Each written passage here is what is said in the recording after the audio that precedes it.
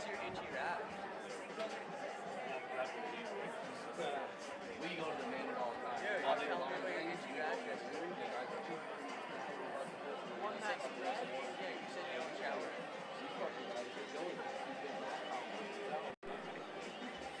Good morning, everybody, and welcome to Richardson Stadium here in Kingston for Championship Sunday of OSFL Championship Weekend. And what a weekend it has been so far. We had 2 games on Friday night, we had 5 games yesterday, and we're kicking off Championship Sunday here in Kingston with the U18 AA Sandy Ruckstuhl Cup. Should be a great matchup. We have the Brantford Bisons, who are the West Division champions, and we have the Sault Ste. Marie Sabercats from the East. Should be a great game here today to get things going.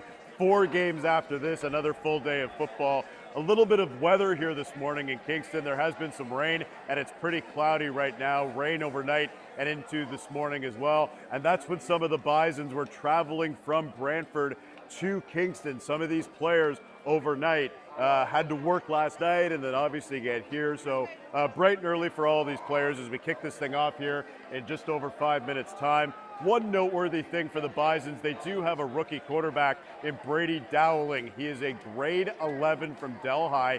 He was thrust into the starter's role when Ben Spangenberger, who's the 5th-year graduate from St. John's College in Brantford, he had sort of a freak injury. We're going to get into that more as the broadcast goes along. Spangenberger is here. Spangenberger is dressed. He wants to be part of the team in their final OSFL game and in his final OSFL game of the season, but it will be Brady Dowling who will get the start at quarterback here today for the Brantford Bisons. We will have Devin Gilmore-McNeil as well as Mike Schmidt on the play-by-play and the color commentary here. We're just moments away from kickoff.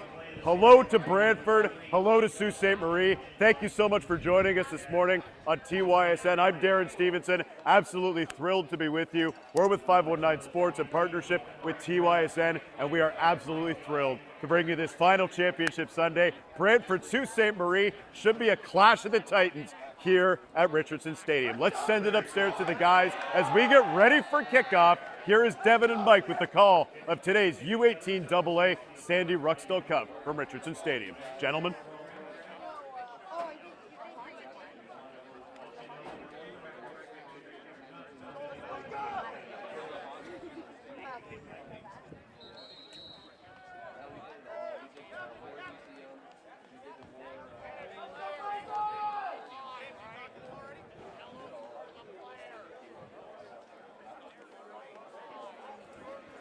Good morning, everyone, and welcome to the final day of the 2025 OSFL Summer Cup here at Richardson Stadium from beautiful Kingston, Ontario. We got another slate of 5 games on the mend for everybody here today, and what a way to kick it off with my buddy Mike Schmidt and for the U18 Sandy Ruckstuhl Memorial Cup.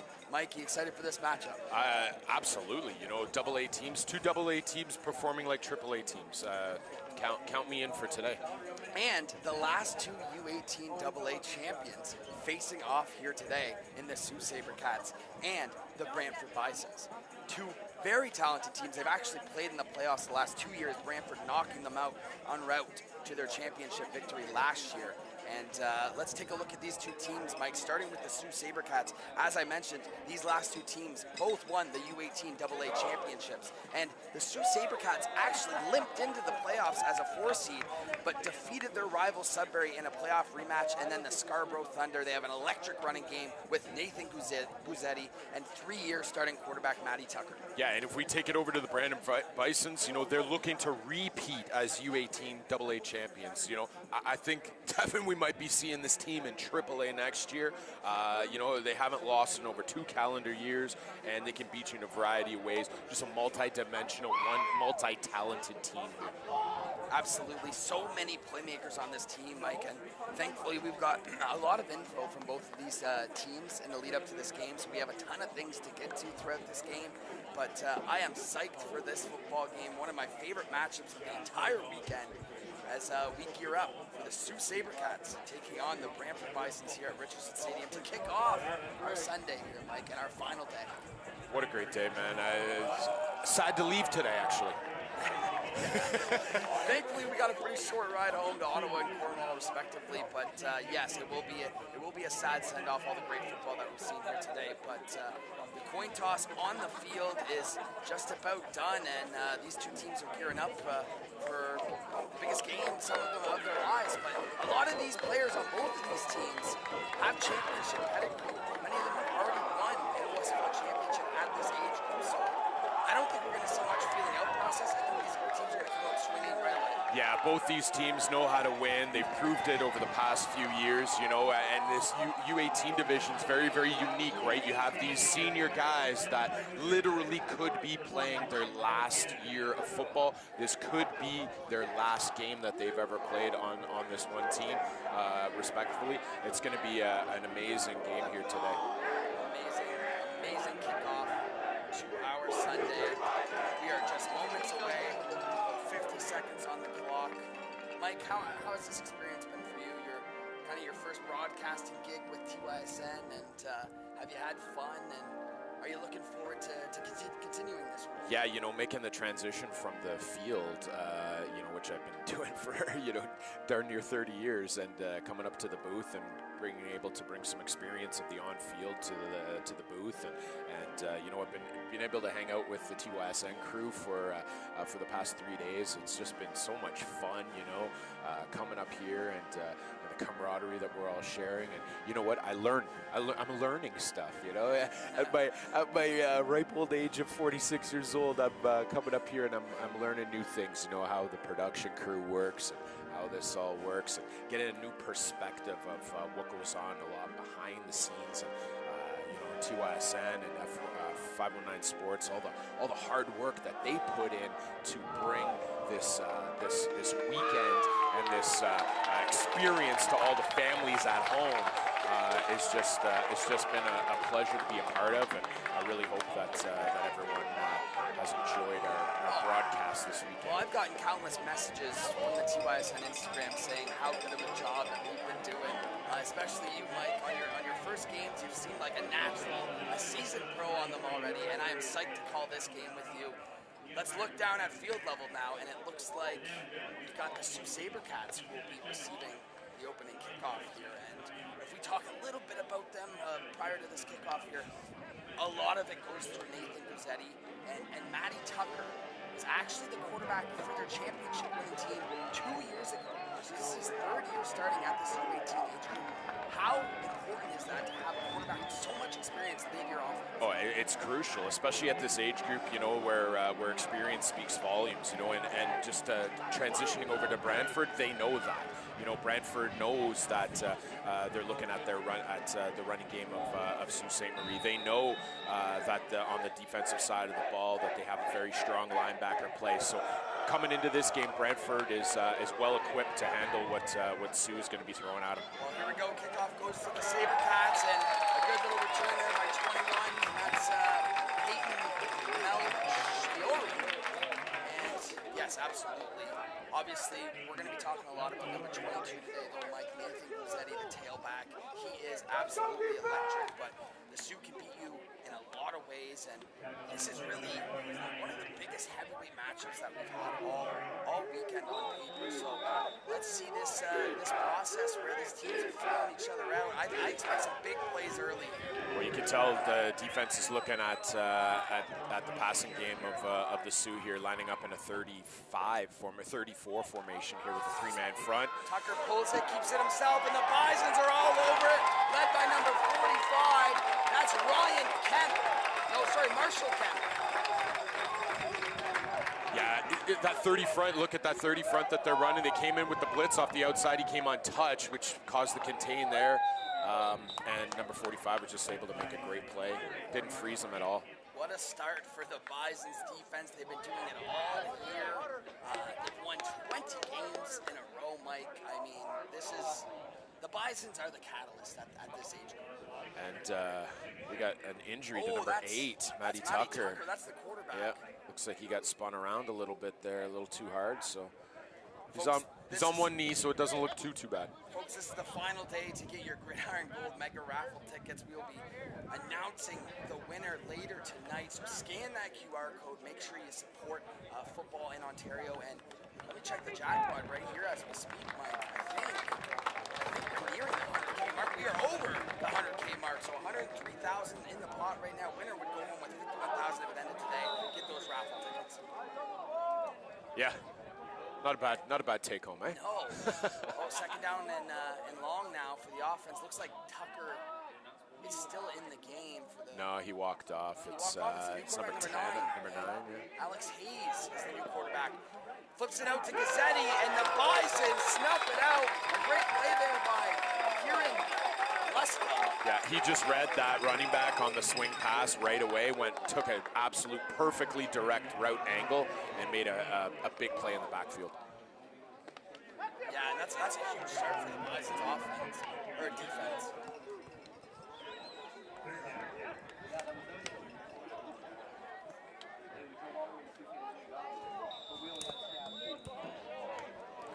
Punt formation here for Sioux.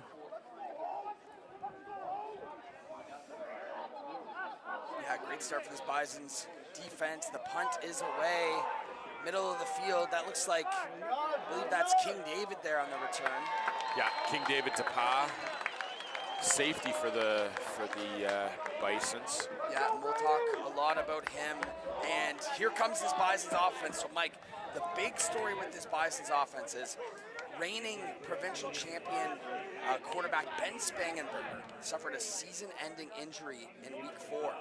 They had to turn to a new quarterback in the form of Brady Dowling, who's going to be number 12. And they haven't skipped a beat, haven't lost a game. Ben Spangenberger, one of the best quarterbacks in the league. Dowling's done an admirable job filling in. Yeah, that's a big loss for them early in the season. You know, Spangenberger's a Dalhousie commit, so hopefully he gets back in action by the time he hits there in September. But here is Dowling, little miscommunication, faking it to nobody, but tucks and runs. Ooh, and a physical big hit there hit. by 51. That's going to be Ethan Carchidi. Big hit.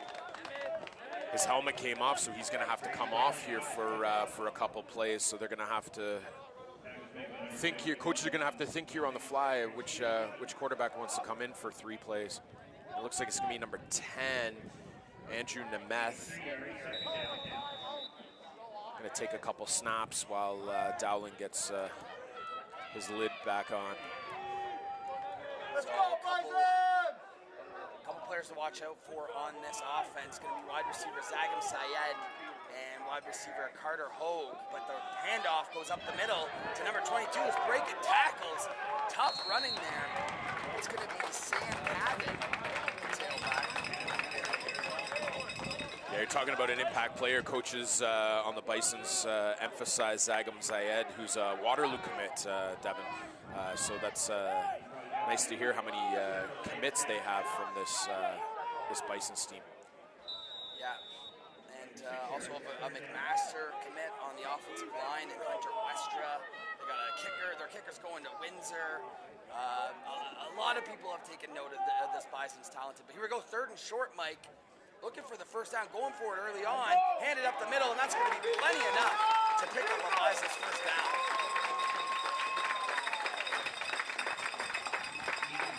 Deacon Solomon on the carry there, Mike. Yeah, he just took the handoff right away with a nice lead block and picked up the 3-4 yards that he needed for the first down.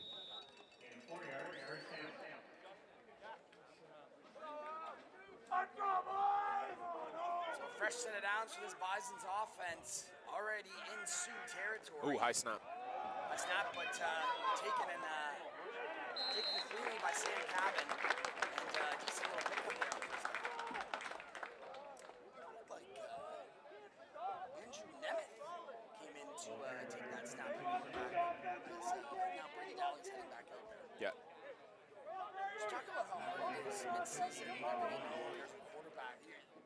Previous quarterback had so much skill and success, and to come in and try and replicate that, it's got to be hard for a young player. It definitely does, but you know, a senior quarterback on this at this level speaks volumes, and he's there to help the younger guys grow. And it's clear that that's happened here for Brantford this season. Oh, right over the middle. Mike, as we're talking about him, just a little bit too high, but yeah, like I'm sure he wants to put on a show. He's seen all the success that Spain never had and winning a title for them. I think he just wants to replicate that. And feel like the offense isn't missing anything. And you know what? It's so far this game, it hasn't. They marched down the field here for a good 20, 30 yards, put themselves into the field goal position, and it looks like they're going to try to capitalize on the field goal. Yeah, and their kicker should be Windsor commit here, Ryan Harrison. Yeah, Ryan Harrison, Windsor commit. That's not often that you see a commitment from a kicker. However, we're seeing one here. Yeah, and so expect big things out absolutely, of this kid, right? you know. Good snap, good hold. Harrison, he misses Ooh, that he missed to it the at left. The Bisons will pick up a point. Did go to the back of the end zone, yeah, so a point's incoming. Announcers change. Yeah! Don't say that, man. The Windsor commit, Yeah. and he pushes Yeah. the left. Do not blame the booth. Do not blame the booth. Folks, if you know your NFL, scan that QR code on your screen right now. TYSN Weekly Trivia is coming your way this fall at the halftime of every Monday Night Football game. Do you know NFL trivia? Do you want to win cash for knowing NFL trivia? Scan that QR. Here we go. Sioux takes over. Actually, all things considered, very good for them. Bisons do pick up a point. So 1-0 Bisons here, but they get to get right back out there. And we still have no Matty Tucker. So this is a developing storyline. Alex Hayes still the quarterback. And they're going to hand it off to Gazzetti up the middle, trying to get ahead of steam. They won't get it. Mike, I'm not sure what happened. I'm sure Matty Tucker is on the sideline shaking up here. But that is very key for this Sioux offense. Yeah, I'm looking for him on the sideline. I can't see him. He might be under the tent, just getting some medical attention. Hopefully he's going to be okay and be able to come back. Here we go, quick. Big blitz coming. Hayes gets it out. Little screen set up to the right side. But the Bisons do a great job of flowing. And they will make the tackle. Third down. The Bisons are really throwing those edge blitzes in, and most of these guys are coming untouched off the edge. They got to capitalize on that, and Sioux really needs to pick those up, because that could be devastating plays. Absolutely, and another thing.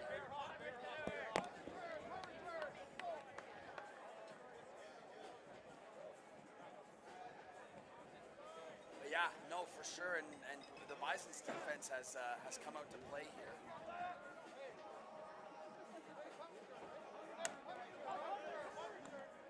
And you know, for all the talk, like a lot of the talk goes towards the Bison's offense and all the playmakers they have. Man, their defense is just as talented, and they play all three facets together as a team. That's what championship teams are made of. That's how you win championships, is playing all three games at the highest level. Here's a booming What punt. a punt. Great punt by the SaberCats. That's going to pin him back, and they get down there. A nice play to get upfield. That was a booming punt and a perfect spiral on that one, too. Just got them right out of their own end zone real quick. What a punt. I don't think I've seen the number there. Sioux doesn't have a dedicated punter listed, but that was a boomer. Here we go, Bisons take back over. As I mentioned, watch for Zagam Saeed, Deacon Solomon, Carter Hogue, number 18. They have so many plethora of weapons that they can get after you with, and they're going to try and establish that on this drive here. Here we go, Brady Dowling in the pistol. He's going to hand this one off. That looks like Solomon. Solomon looking for somewhere to go. Sioux gets to him, breaks a tackle, but it looked like Grant Matheson, number 99, was the one who punctured the line there, and that's a player that SaberCats coaching staff definitely wanted to highlight. Yeah, and you know, I love the fact that they're gang tackling on defense, but too many high tackles so far, causing some extra yardage for Brantford. So Sioux is there. They just need to break down a little bit and stop with the arm tackling, because that's going to allow Bisons to get some extra Yeah, yardage. because they got 4 yards on that play, which Yep. is really, stopped in the backfield. But here we go, huge second down. Dowling drops back over the middle, lofts one. Oh, in and out of the hands. Looks like he was trying to hit. I believe that's 18. Yeah, Carter Hogue. Carter Hogue. Yep. And he was wide open over the middle. Yeah. Man, that's tough. Devin, sometimes the quarterbacks, in this quarterback specifically, he's a grade 11. He's a grade 11. He's fresh to the league. He's young. He's sometimes might see those edge guys coming off a little too much and force some passes. So he needs to sort of just calm himself in the pocket going forward. It's the second series. He's got lots of time. Well, here comes the Windsor commit kicker, Ryan Harrison, on the punt as well. And his punt angled to the sidelines, not too deep. And Sue will have pretty good Take it out of bounds. field position here, but yeah, absolutely. A little bit of a sluggish start for both of these offenses. We'll have to see if, Sue, the developing storyline is they lost their quarterback on the first drive of the game here. We still have yet to see number 8, Matty Tucker. It's still Alex Hayes. Yeah, Alex Hayes back in the caller. game. So that is definitely something that, you're 3 snaps into a ball game, you lose your quarterback who won you a provincial title 2 years ago. I mean, that's not easy to deal with. Not at all. But here we go. They take over with great starting field position. Hayes gives it to Gazzetti. Gazzetti picks up a modest gain. This Bisons defense here, Mike. They know that Nathan Gazzetti's the main guy too, so they're keying in on him. Absolutely. You know what I mean? They're trying to stop him at all means necessary. Yeah, absolutely. There's like some fresh legs coming in here for the O-line. Mass substitution here on the O-line for second down. Yeah, See what they have. Number 51 reporting in to the referees. I also see Grant Matheson, who's their standout linebacker, coming in. So this is their jumbo package here, Mike. It definitely looks like it for sure. 6, Check out this quarterback. Okay. Here we go. What do we got here? A direct snap to 51. A big hole there for him. 51 is Ethan Carchidi, who's listed as a linebacker. Very interesting. And we see here, Mike, in our coach's notes pregame, they did say, expect a lot of trick plays. Okay. I'm not sure that's a trick play per se, but it's definitely an intimidating front when you got, 10 O-linemen in there. And that'll be a first down, and it looks like they're going to stick stay with this formation. Hey, your quarterback goes out on the second snap of the day. Let's throw something at them. This time the direct snap goes number 4. Good blocking there. That's Decaden Gauthier. Another linebacker. They're just sending their linebacking team out there. And it looks like we got a timeout on the field, or it looks like an injured Bison maybe, number 65. 55, yep. Oh, 55. Yeah, 55, that's Nolan Aries. Taking a brunt of that Sioux offensive line. Geez, Devin, there must be about 2,000 pounds of beef. Yeah, so they'll check on the injured Bison down at field level. But in the meantime, folks, make sure you check out a lot of great officials here this weekend. So make sure you head to OFOA.ca. We were talking with Adam Melrose yesterday, who called the game with me. And he actually has his level 1 certificate. So if you want to go down there, he said he definitely suggests anybody who's involved with this game to get their level 1 certificate, just to understand the rules a little bit better. So head to OFOA.ca and become a zebra. But looks like Made his way off under his own power. Yeah, 55 Nolan Ayers. That's one of the key players on this Brantford team. But here we go, second down and about 4 yards to go, and they're Whoa. This Sault Sabercats. You know what? It's just the same formation to the other side. Back to number 4 up the middle. Again, that's Decaden Gauthier. Yeah, late flag here. I'm pretty sure we got enough for the first down on the run. Let's see what that flag's about. Sioux making no secrets about what they want to do. No, right now. They not want to at put all. as much beef on the field and run it down your throat. What do we got here? What call? 5-yard penalty. Some sort of illegal formation. Yeah, I didn't see. That was a bizarre one because it came after the play. And it was only a 5-yard penalty, and I didn't see any hand signals from the ref. So. Oh, we got some normal numbers coming out here, Mike. I think we might get a more normal formation for us to call. Yeah, Gazzetti's back in there, but Gazzetti. you know, maybe Gazzetti's just gonna run. Yeah, looks like Gazzetti's just gonna run the ball and behind this beef. All right, 2nd down and long, and they're still gonna go out of this beef formation, which is what we're calling it right now. It goes right to Gazzetti. Gazzetti looking to get outside. Big hole for Gazzetti. Up the middle, still going, and that'll be plenty enough for a first down. Let's break me down on this formation. What are you seeing here? Yeah, Mike? like you said, it's beef. Just why not get your best ball carrier, your best skill guy, and run him behind 2,500 pounds of beef? I love it. I love it. I do too. Gazzetti checks out here at field level. But, man, this is an interesting formation from Sioux. Hey, your quarterback goes down, though, right? We got to remember that. Yep. So this is something they've obviously worked on, maybe not to this extent. Yeah, this looks like your typical goal line, short yardage formation, but they're turning it into their regular formation. Ooh, good play. Another handoff to a direct snap to Ethan Carchidi. You know, when I was playing football as an offensive lineman, we had a lot of different, beefed formations where, it was interesting things like this. There was never our, 6 play in a row offense though. This looks fun. Yeah, it's a tough way to game plan. Like as a defensive coordinator, there's not a whole heck of a lot you can do to play this. You play tight inside the box, throw in some blitzes, and you just got to rely on your man. Big on big. That's really all it is here. 2nd and 7, and that play's going nowhere. Finally, the Bisons are able to sniff this formation out. And that's led by number 60 number there. 60, yeah, Tyron Smith. Tyron Smith, same name as the legendary Cowboys offensive tackle. Yep. Tyron Smith. All right.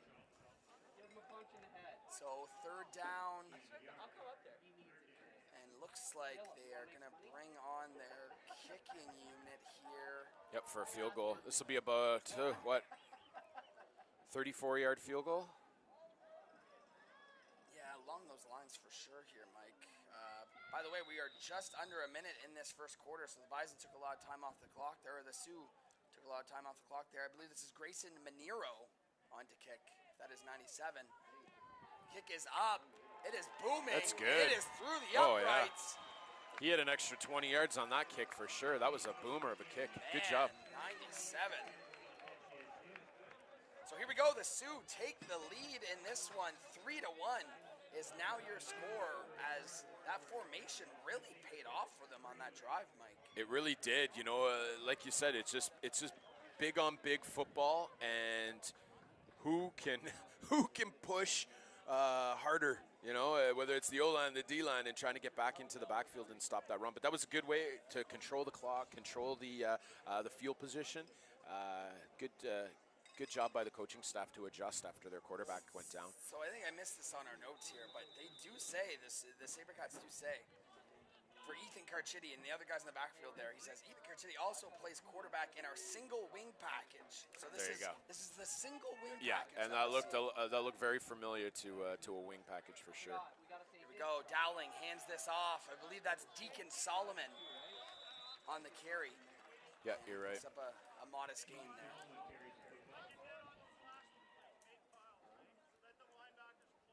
Bison's offense a little sluggish to start. They are definitely, when Ben Spangenberger was in, I would say they were definitely a pass-heavy offense, and I think they relied on that with Dowling. He's done an admirable job filling in. And that's evident by their spread formation that they run here. 4 receiver set has been consistently run so far this game. Last play of the first quarter, Dowling fires one. Finally a connection. That looks like it's right at the sticks, and they're calling it a first down. Yeah, that's Carter Hogue again with the big receptions. Clearly, that's Dowling's favorite target. Yeah, beautiful pass, settled in on the inside, didn't take it too deep, put it right where he needed to be. Great first down pass. And that will be the end of the first quarter. The Sioux Sabercats leading 3-1 early in this one. Beautiful day here at Richardson Memorial. Easily the least hot day we've had so far. And we're looking forward to a 5-game slate once again here, Mike.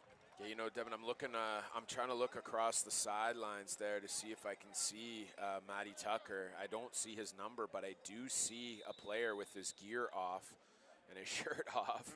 I'm wondering if that's him. He is standing next to Alex Hayes, so I'm wondering if his day is done, but we'll see. Well, here's a jet sweep, and I believe that's Zagam Syed, but he has nowhere to go. The SaberCats eat it up, led by number 50, Aiden Watch. What a play. Absolutely phenomenal contain on that play. He recognized it right off the edge, kept his outside leverage, and was just able to force him further outside, and he had nothing there. Absolutely excellent play by that defensive edge guy. And after that huge completion to Hogue there, they are backed right up. Yeah, this is long. That was about a 12-yard loss there, Devin. Second down and very long. Dowling with that Solomon to his left. Drops back. Looks to his left. Goes to Solomon. Solomon, a nice running catch in stride by Deacon Solomon.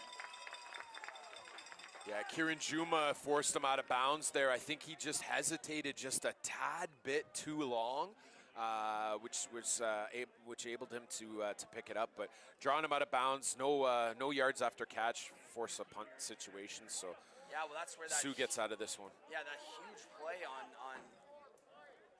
first down with the 12-yard loss. That's where that comes in, because that would have been easily a first down. Yeah, those losses on first down really set up the defense well for the next play and next series. Oh, fake punt. Fake punt alert. Oh, and a throw. He's looking to throw Oh, it. man. And it's caught. He's trying to get to the marker, and he won't. We got to see that one again here, Mike. What'd you see? Yeah, a little unexpected. Thought it might be a run. Then he just locked in. It looks like his receiver, he was looking for the receiver downfield, and he was well covered. Number 40 made the catch, just couldn't get enough field for that first down. Yeah, that's Ryan Rayner on the catch there for the Bisons, another player that they highlighted. But tricky play, midfield is definitely where you want to try and catch them off guard. It's not too dangerous of a field position, so I liked that play. The execution could have been a bit better, but not bad at all. And Sioux takes over in their single wing formation once again, and everybody's moving. Looks like Guzzetti's going to take this handoff. He does. Heads to the left. Another good hole for Guzzetti, powering through. This is just man on man. Sioux probably thinking, right, our quarterback went out. We're just going to out-physical the Bisons here today. Yeah, and I got no problem with that game plan at all. You're not fooling anybody about what you're going to be running. But, like what Coach said before the game, we got some trick plays up our sleeves. So let's see if there's any trickery out of this formation here. Well, they did note, they said, in our single wing package, right? I don't think they were expecting to run their single wing package as their main offense. I agree with you there. Here we go. Yeah, I agree. So another good pickup. So we're looking down at a second down and about 4 yards to go here for the Sioux. Another direct snap to Guzzetti, but this time the Bisons are all over it. And there's a little bit of that trickery that you can kind of see. They, for the first time out of this formation, they used a bit of early motion that might have turned into a reverse or a jet type play off of that. So if they stay in this formation, maybe look ahead to something like that happening. So third down and manageable here, though, at midfield. It looks like Sioux is. Yeah, it looks like they're going for this. Why not here? In their single wing, this time the handoff goes to 51. He didn't get it. Nope. He will not have enough. Once again, Ethan Carchidi, but the Bisons starting to find their groove against this formation. Yeah, the only thing you can do as a defensive player against this formation is basically control your gap. You know, if you can control the gap and make sure that there aren't any running lanes, then you will have a lot more success than if you just try to play heads-up football and take on these massive lead blockers that Sault Ste. Marie has. Yeah, so turnover on downs on back-to-back possessions for the Bisons and the Sioux. And here we go, Dowling drops back to his right, over the middle. He put that in a good spot over the linebacker's head, just a little bit too high, looking for Zagam Syed there. Yeah, he's got these receivers open on these quick slants and these in patterns. You know, the coverage from the SaberCats on their mid hooks and curl zone is a little soft. They got to tighten that up because those plays are open. They just got to execute.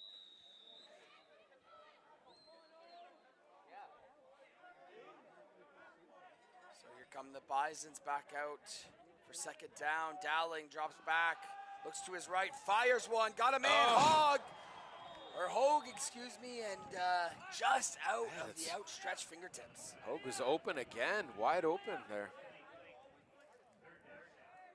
The plays are there, Devin, they just got to execute, yep. Yeah, missed opportunities. Dowling, I mean, making the right reads consistently, just a little bit off the mark. And, you know, when missed opportunities start to stack, that's whenever there's difficulty to sustain some momentum, right, Mike? Absolutely. Harrison.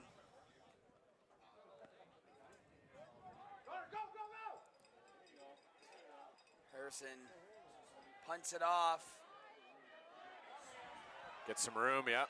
That's Guzzetti up the sideline. Yep, great return. Great return. Great punt and a really good return to put them in better field position.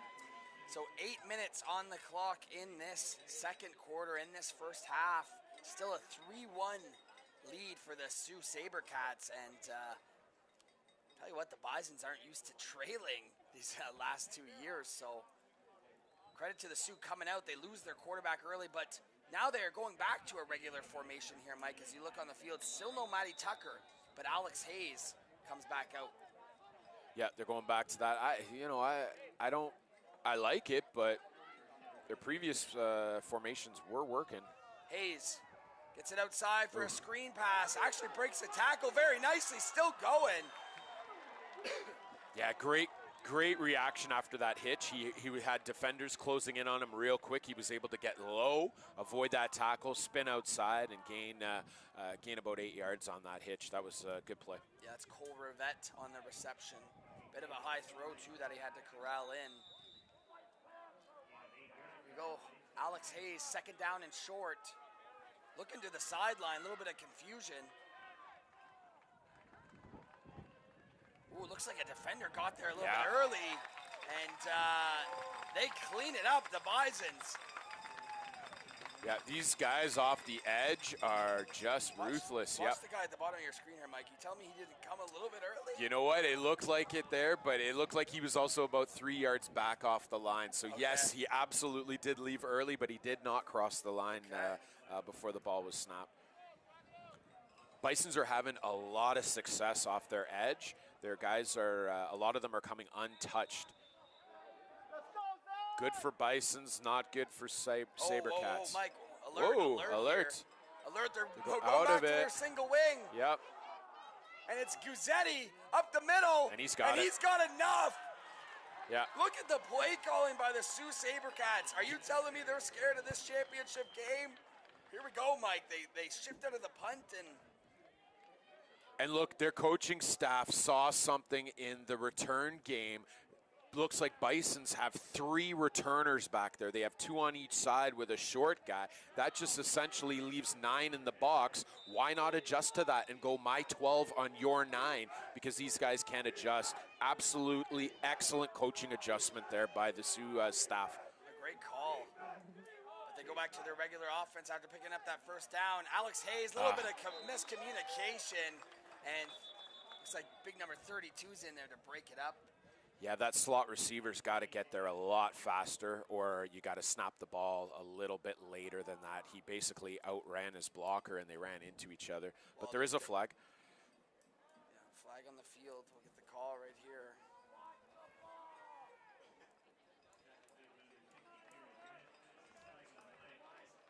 So offside. So they got lucky there, offside on Brantford. Well, the miscommunication is definitely going to be something that's relevant whenever you got a new quarterback in there.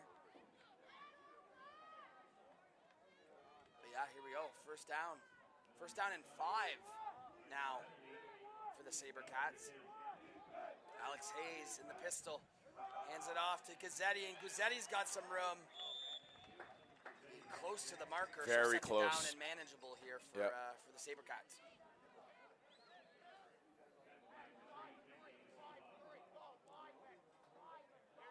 You know, something I admire about the SaberCats and always loved about them, they play big boy football. Oh, yeah. They put their biggest boys against yours, and they say, let's go. Well, you got to have the big boys to play it, and they do.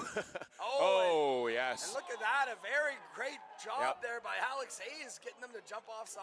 Initially, for me, that's a first down, but unless they saw something field level. I saw that right side, weak side defensive edge just come right across the line. Yeah, it's going to be offside. Job there. We see on our replay there, Mike, of the left guard. And he didn't even get touched, eh? Yeah. Acting like he got hit by a train. Yeah. Yeah, fresh set of downs, offside. Coaches relaying instructions to Hayes and the SaberCats offense. Handoff goes to somebody else than Guzzetti, but how about the wall of Bisons? Yeah, the offensive line just got pushed back. By Ryan Rayner. Yeah. Yeah, great play by the defensive line just to control their gaps, and no gaps were there for the running back to find. 5 minutes to go in this first half. SaberCats looking at a very long second down now. Second down and 12. Hayes screen to the right, caught by 23, but the Bisons once again are coming to play now.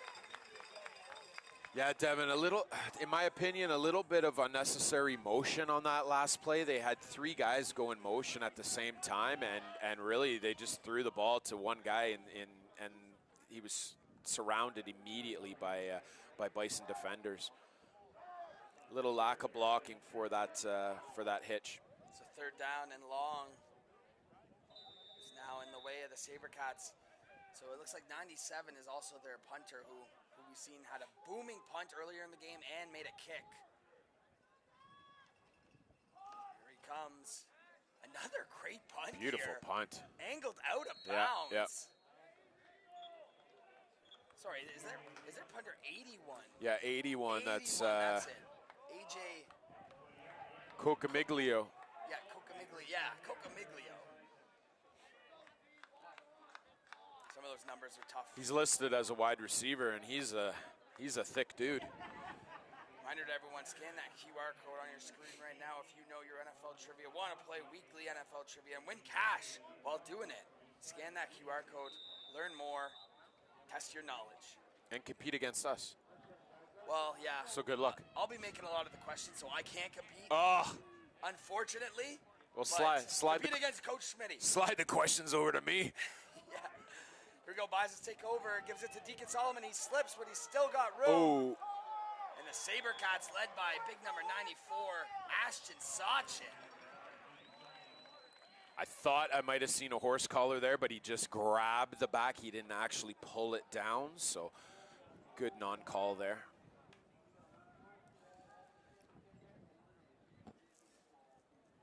So this Bisons offense, they got to find their rhythm. They've had receivers open consistently, but they just haven't been able to connect. Yeah, I mean, I think they should establish the run game just a little bit more, but that'll open up those receivers just enough. A bullet out here right in front of us, but great coverage there by number 27, Jackson Kanunen. Yeah, right off the bat you could see that was a slant pattern, and he just immediately closed the gap between him and that receiver, was able to get his outside hand in there, kept his leverage, just textbook coverage, textbook man-to-man coverage on 27. And another 2 and out for the Bisons offense. Sioux's defense has really come to play. And we're looking at 2 backup quarterbacks going at it now. Mike, I mean, obviously Brady Dowling's had time with this offense to get acclimated, but this is a story of 2 teams putting their pride on the line, playing for the quarterbacks who are out right now. You love to see that. Let's play for the boys that got us here and make sure we come out of here with a victory. Ooh, close. Very close. Ryan Harrison, the Windsor commit, does get it away and angles it out of bounds himself, but right at about center field here for the Sault Sabercats offense. Let's see, Mike, if you're the Sabercats offensive coordinator, I know you're a defensive guy, but if you're their offensive coordinator, do you go back to that single wing formation? Yeah, I mean, I definitely would go back to it for sure because it's, it's a tight game. We're almost getting into halftime. We're nearing the 3-minute warning here in the half. Let's control that clock, control the field position, and make sure that we control the narrative of the game going into halftime here. So I don't think it's a bad idea. Yeah, Jamie Antonello, the head coach of the Sabercats, who's also their OC, he's pulling out all the stops so far, so you got to love to see that. Good opening field position for the Sabercats. He's got a guy. Hayes launches it, and it's picked off by the Bisons. Number 20 here, Mike. He's got room up the sidelines. Guzzetti chases him down, but what a play for the Bisons. Yeah, that's Connor Westra, just was able to jump on that ball. It was unfortunately underthrown. He did have his receiver, Cocamiglio, wide open there. He just needed to put a bit more oomph on that pass, and the defender was there, and he was able to bring it down. Huge play here with now less than 3 minutes left to go, and the Bisons need to take advantage of this opportunity to put some points on the board, or at least get them into their kicker's field goal position. Huge play for the Bisons. The first real big mistake for the Sabercats. And now the Bisons take over with great field possession. Dowling drops back. Here come the Sabercats. Screen set up perfectly. I believe that is Deacon Solomon on the far side. Solomon still going. And the Bisons have life. Absolute great vision by the quarterback to throw that screen. Heavy blitz. They were in, Sioux was in cover 0. And they blitzed heavy, and that screen really took advantage of that pressure and that blitz. Great job by Dowling in the pocket to have the composure to have that pass and pick up some heavy yards there. Yeah, I tell Good you job. what, man, if I didn't know Ben Spangenberger was the normal quarterback of this team, you would not have shocked me if you said this was their normal starting quarterback. Dowling's looked really good. Yeah, let's hope that that play gives Dowling the confidence he needs to march this ball a bit further. So they hand it off again, but here come the Sabercats, led by big number 94, Ashton Sachin. And talking with Antonello, before the game, Mike, he said, this age group is a special one for him and his coaching staff. These guys really care and have cemented their legacies as Sabercats already. Yeah. So this would be a cherry on top. And I feel like both of these organizations are in the same spot where, these are some of the best teams they've ever fielded in their lifetime. So they're very special. Yeah, these past 3 years for both these clubs have been pretty special, and they've been really cementing their legacy here for years to come. Here's Dowling on a second down and long, escapes the pocket, finds his man. There he is. That's going to be a Bisons touchdown. Beautiful play. That's Max Cortina. Yeah, Max Cortina run a simple hook, deep hook, maybe a quick out. He was able to beat that defender by cutting back inside where there was nobody. Great pass by their quarterback, putting the ball where only he could catch it, and he just used his speed and his legs to get that catch, and that's exactly what the Bisons needed here with less than 2 minutes left to go in the half. I think that was all about play extension, Mike. I think Dowling escaping the pocket there, keeping his eyes downfield, hitting Cortina in stride, and the Bisons the last 2 or 3 minutes of game action have been on fire. Harrison with the kick, with the extra point, and it is through. Bisons jump out to an 8-3 lead with $1:45 left in this first half. What a game, Mike. I knew this would be a great game, and a lot of storylines going into this one. And then we have a huge one, 2 plays into the game. Matty Tucker goes down. I mean, I can't emphasize enough how huge that is. I mean, this kid's been there 3 years starting quarterback. But Yeah. the Sioux have controlled this game so up to this point. The last 3 minutes of game action, here come the rowdy Bisons. Yeah, absolutely. You know, but hey, we got 1:45 here left in the half. Let's see if the SaberCats can answer back with a field goal or better yet, a touchdown. But even a field goal would be really nice, making it an 8-6 game going into halftime. Like, I love this league. I just love this league, man. I've said it time and time again. If you are a high-level football player in the province of Ontario, you must play OSFL football. The coaching is next level. The talent is next level. The competition is next level. And you got to play here. Couldn't agree more. So the Bisons line up to kick off. Harrison, Ooh. little squib kick. They might have seen something. Oh, that might be Brantford ball. He might have knocked it out. Yep. Let's see the replay on this, Mike. Yep. While I look for the call. Yeah, it was a high pooch kick, little moonshot. Oh. And number 2. On the field, they're keeping it with the Sioux. Yeah. What do you like there, Number Mike? 2, Zagam Syed. I am sure that he hit it out of bounds, and I can tell you that he hit it out of bounds because when he jumped, he was the only one that hit it out of bounds. I think they just reversed their call. Yep. It's Bisons football. Yep, that's the right call. That's the right call. Hey, good job.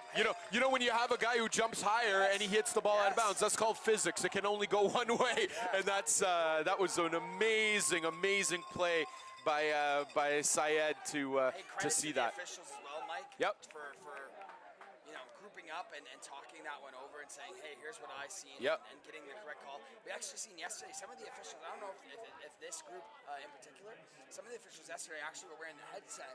And I think they were communicating with the officials booth up here, which you'd love to see. I mean, the NFL does that, CFL does that. So good on them for getting that call correct. Yeah, coaches are always doing that, talking to each other throughout the game. That's amazing to hear that the refs are doing the same. It's only going to make them better, and a better ref is a better friend in my books. Here come the Bisons. I mean, it's been all Bisons. Yeah. The last 5 minutes of game time here. Whoa, they got a coach coming on the field here. Oh, yeah, timeout. Oh, timeout, okay. Yeah, I know the SaberCats couldn't see much because it was clearly on the other side of their bench, but I mean, Devin, we got a really good perspective of that. It was right in front of the Bison's bench. They got that one right. Yeah, agreed. And a great play by Syed, as you mentioned, but here we go, first down. Dowling. Little swing pass to Deacon Solomon. Solomon breaking tackles. We do have a flag at midfield. Yep. I think it's going to be a holding. Yeah, it's going to be a holding on the Bisons. It's going to come back 10. How about the Bisons, man? Interception. Then Dowling leads on a great drive. Then they do a little pooch kick. Zagam Syed, all their stars making the plays right now. But this is very costly, this holding penalty against them. Yeah, especially going here. We're about 1:30 left in the half, and they want to get the ball to at the very least into field goal position to get their kicker a chance, Harrison, to kick a field goal here and extend their lead into the half. The Windsor commit, they must feel pretty confident about him. Oh, from absolutely. A pretty long distance, so. If we saw him kick earlier, I'm definitely. First and forever him a here, shot. though, and Grant Mathewson breaks Yeah. free. The great linebacker for the SaberCats makes a great play in the backfield.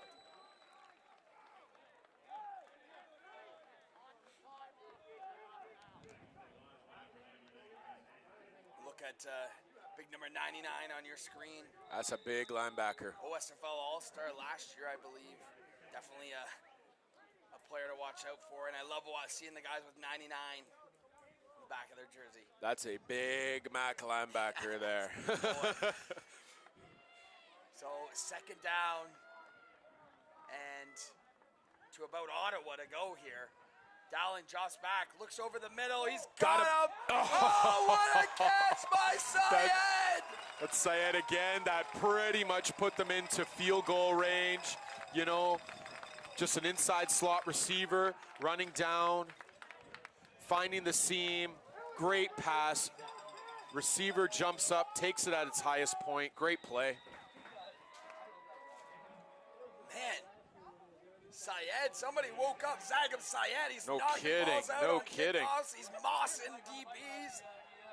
And here we go, under a minute to go. The Bisons are driving once again after an incredible play by Syed. Dowling drops back, another There's that screen screen. set up. Deacon Solomon's got it, and he's got room up the middle. Bounces it to the right. Here goes Deacon Solomon, stiff arm, and pushed out.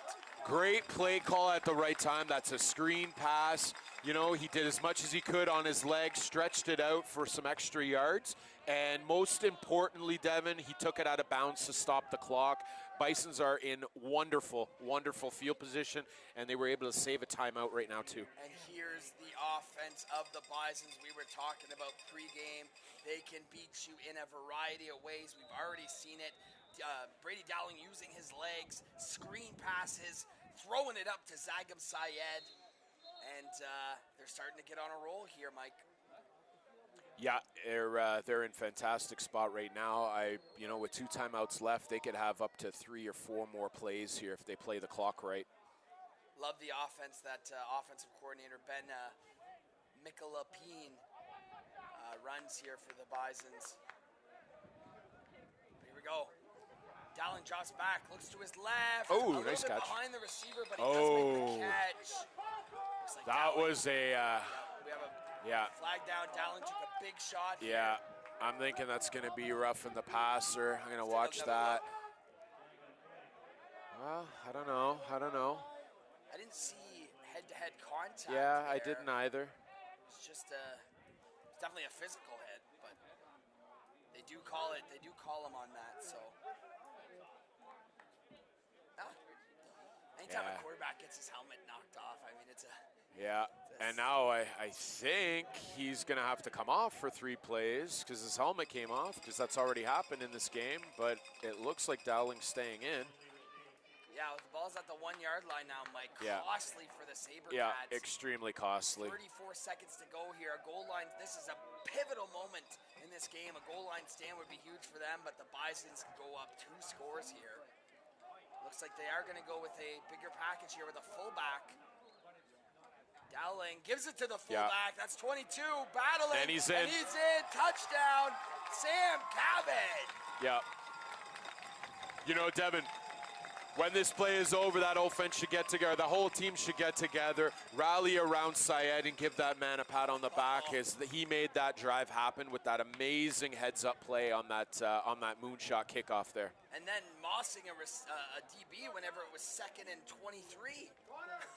Let's not forget about that. I mean, that's Yep. the Zagam Syed drive, and that's why we mentioned him pregame. He is electric. It's championship football day today. That's Come right. on, we're looking for guys that want to take the team on their back, and Syed's starting to do that today. Harrison lines up for the extra point. It is up, and that was through. So a 15-3 lead now for the Brantford Bisons. 30 seconds to go. Man, Mike, Sioux comes out. They control the pace of this game for a solid quarter and a half, I would say. And then the Bisons, like that, flip a switch. Yeah, it was an interesting last, I'll call it 45 seconds here in the half because there wasn't much time going on. But, there's still 30 seconds. Sioux has both their timeouts here. They need a couple big plays. And if you're the head coach of the SaberCats, okay, you lose your quarterback 3 plays in, and now the Bisons take a huge momentum swing in these last, like you said, couple minutes. What are you telling your team? Yeah, right now, let's just get into halftime, regroup, and let's just take care of the ball, make sure we don't have any penalties or any turnovers, run a couple plays, let's get into the half, we'll regroup, we'll come out stronger in the second half. No need to do anything fancy here in the last 30 seconds. I will say with Nathan Guzzetti back there, you are always about 1 play away from a huge score, so we will see this kickoff. They angle it away from 22. Harrison, he does angle it away. Great 21, kick. Peyton Melchiori. And the Bisons get down there. Yeah. And a great tackle. Ryan Rayner is there to clean it up. Yeah. Fantastic kick. Oh, and it looks like we have an injured Sabercat around the 30-yard line. Yeah, it looks like 54, I think.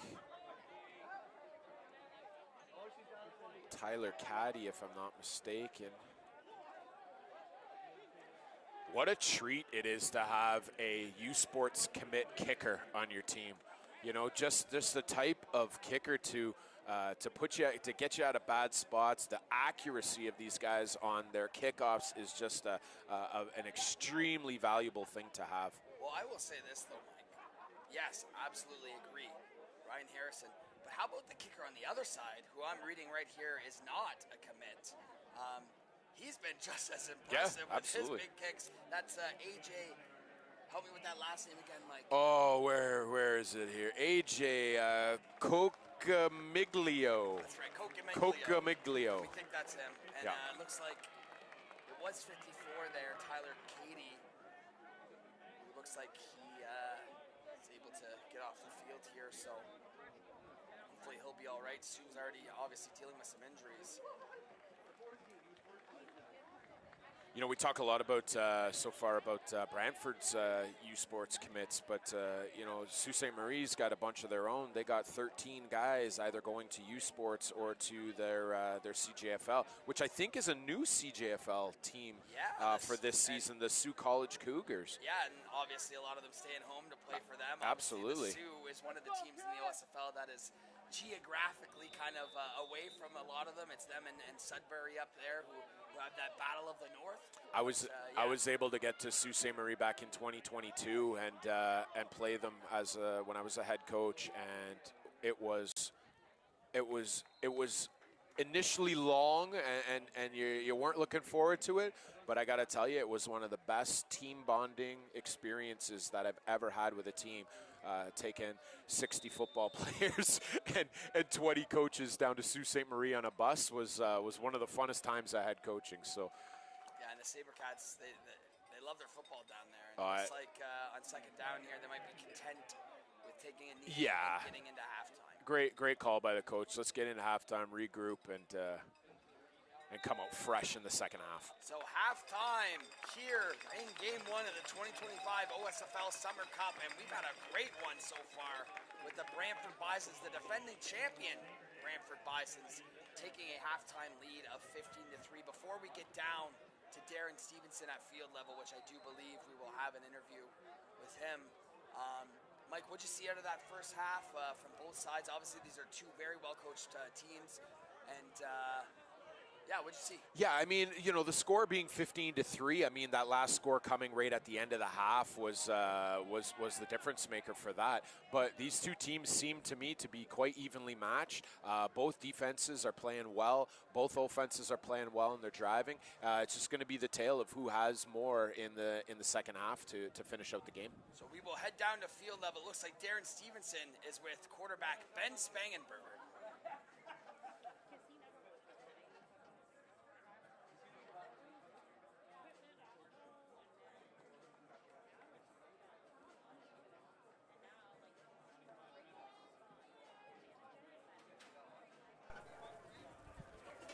It's amazing how quickly things can change in a football game. It was 3-1 for the Sault Sabercats. Tight defensive battle, Ben Spangenberger.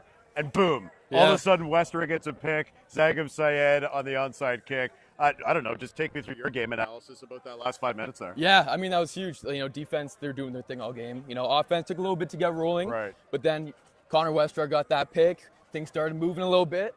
Brady threw a touchdown to Max. He made a nice move, went in for the end zone. Brady comes over the sideline. He goes, "That is the TSN turning point.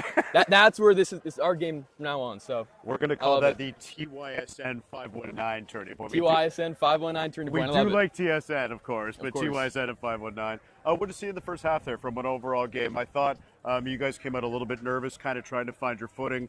But at the end of the day, you've got a 15-3 lead at halftime. What's the energy on the sidelines? How's the boys feeling? It's great. I mean, we're all brothers over there, man. Like, if we get down, we have each other's backs. We're right back at it. We're never going to stop. We got the grit. We got the heart. And we want this back-to-back, Darren. We want the back-to-back. We're ready for it. Obviously, Ben's referring to last year's championship. They were at Warriorfield in Waterloo, where they won on the Friday night game, beating the Guelph-Junior Griffins that night. That was a heck of a football game as well. Yes, it was. Let's get into a little bit about why you're not playing. Ben is a graduating player with the U18 Bisons this year, and I know you'd love to be out there. I think it's amazing, Ben, that you have the opportunity to dress at least for today's game. Unfortunately, show them your hand, show the camera. Yeah, it's falling apart a little bit right now, but because you're sweating, because you're so excited about what's going on. Oh yeah, I'm pumped. It may have been an unfortunate thing, right? For sure. It's a life thing that happened. Just tell me a little bit about the story, and great for you to be out here supporting the boys. Yeah, you're making me say it on air. I am. A bit of an incident in the kitchen with a knife, cut my finger, and unfortunately put an end to the season. Yeah. It was unfortunate, but man, I love being out here with these guys. Got the pads on either way, and I love being a Bison. I love being a Bison. Let's talk about Brady Dowling. He's the kid that's come in. He's grade 11. I know you'd love to be out there leading the troops in your final year of Bison football. Boy, oh boy, though, Brady has stepped in. He's learned the playbook. Oh, yeah. He's got the size. I think he's got the vision as well, right? 100%. You're a quarterback. Tell me what makes this kid unique and special. Yeah, he's the man. He comes in every day with confidence. I think before every single game I go up to him, I'm like, I love seeing that smile on your face. Right. He's always going there. He's ready to play. He loves his teammates, and he's just a confident kid, and he's got a bright future, real bright future. What's it like for you to be a mentor in this situation? Obviously, you're thrown into a bit of an unexpected situation because of your hand, but now you take on a different role. I think it shows, your commitment to the Bisons, one, and I think it shows that you also want to mentor and guide younger quarterbacks. You've had a great experience wearing this jersey, and now you have the opportunity to kind of teach Brady, show him the ropes. There's lots of weapons out there, but he needs to be the leader. How are you kind of helping him with that side of it? For sure, yeah. I mean, he's a leader at heart. He's a natural leader. He stepped in, no problem. Obviously, I'm here to guide him, but I said to him, I'm like, this is your show from now on. I'm like, take over, do your thing, be your own quarterback, be your own person, and he stepped in, and he's doing great. Let's talk about the defense. I know you're an offensive guy. Yep. Quarterback, this defense is nasty. Unreal. Under 50 Unreal. points? Oh, all season. I think it's something I think it was 37 all season. 37 points this team has given up in 7 games. Obviously, played 5 regular season games, 6 regular season games, and a couple of playoff games. What makes it? Is it the coaching? Is it the players? Kieran Liscombe is an animal. Like, he's unbelievable. Oh, yeah. King David Dappa, another name that comes to my mind right away. What's the collective, though, of this group of defenders that's allowing you to be successful? Yeah, I think, aside from them being all-star athletes and great football players, they're all very close. Like the linebacker group, they'll go out and they'll get McDonald's from time to time, or they'll go out for dinner after practice with the team. And, they really are brothers and their family out there, and you can tell on every play. Everybody's on the group tackle. You never see one person alone on a tackle. There's at least 5 Bison jerseys there to make it, and, they're amazing. They make everybody's job super easy. There's a few Kellys, last name Kelly, that are on your coaching staff, and obviously Jack Kelly was a huge influence last year in that championship game we talked about at Warriorfield at Waterloo. That's just a couple of names on the coaching staff. How do they make you guys better? On and off the field. You can speak to that. You've been around this now for quite some time. What do these guys do to make you guys better young men? Honestly, they make us believe in ourselves. Right. They let us go out there, play our game, do our thing, and they're always there for us. No matter what, if we get down on ourselves, we get down on a play, they're right there, pick us back up, give us a hug. It's a family. The Bisons organization is a great organization. The Kellys are great.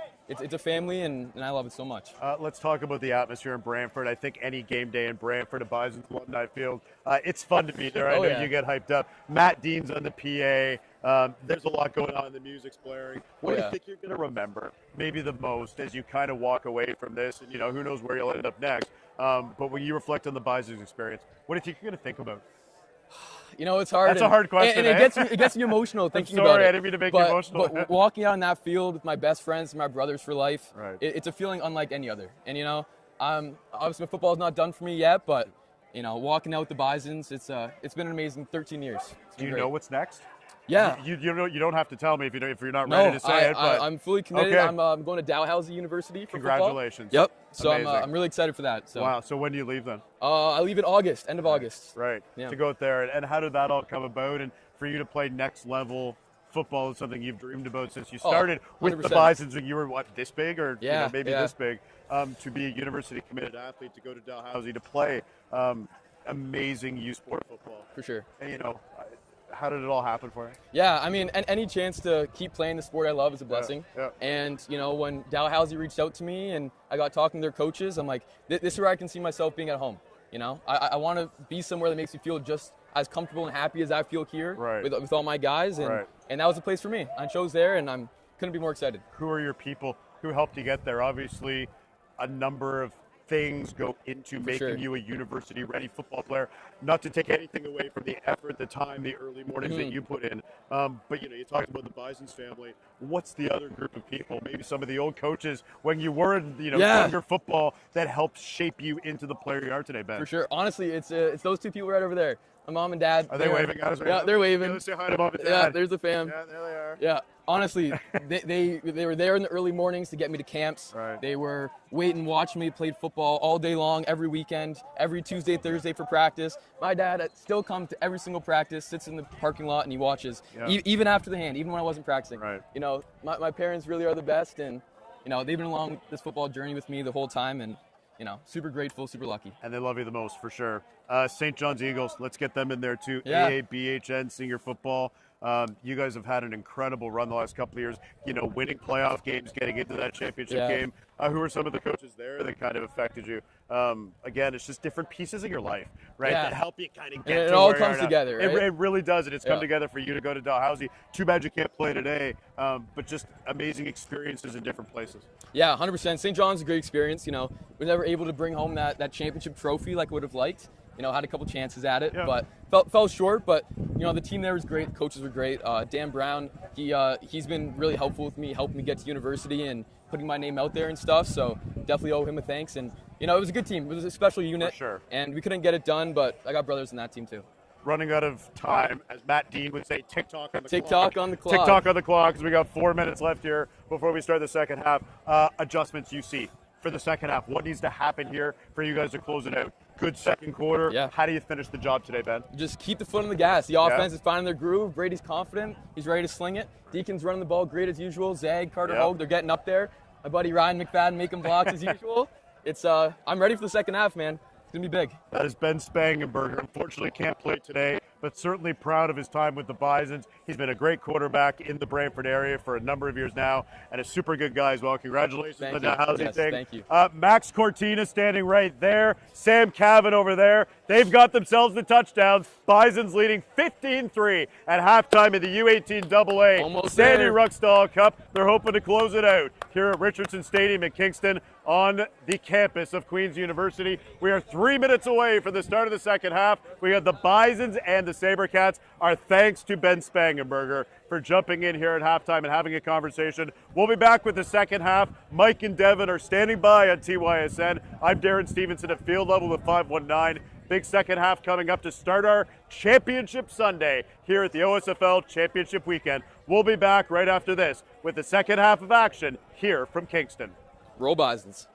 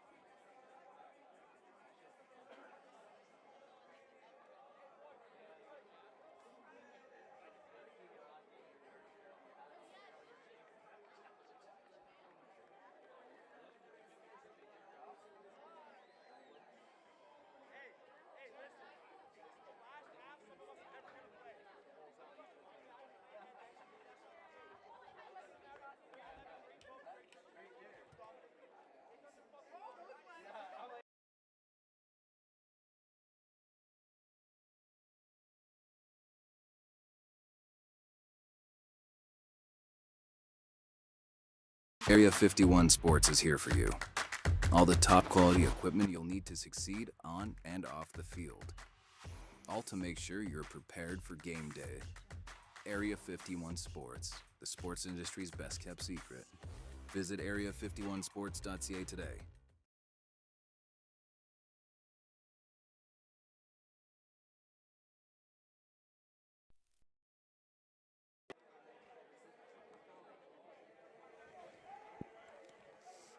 All right, welcome back as we await the second half kickoff here live from Richards Stadium in Kingston, Ontario. The Brantford Bisons holding in a 15-3 lead at halftime over the Sault Sabercats in this U18 Sandy Ruckstuhl Cup.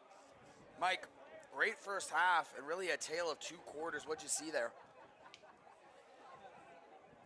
I saw a lot of great play from defense. I mean, a lot of different formations from Sault Sabercats. I'm wondering what they're going to stick with here, if they're going to stay a little bit more consistent, or if they're going to keep switching up these formations between that tight package that they have, or that beef package, as we kind of nicknamed it, and their spread package. And I guess, Devin, it's all going to be reliant on their quarterback play and what they can get out of this guy.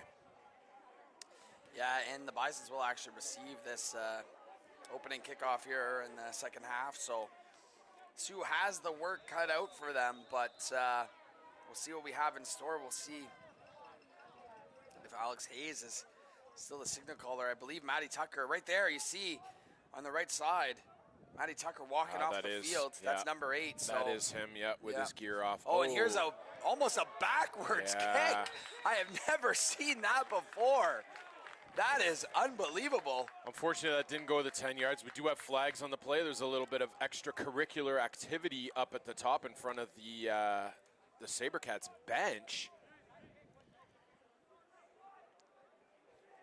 Between two players, number 21 on the Sabercats, that's Melchior, was involved in that, and he's their running back.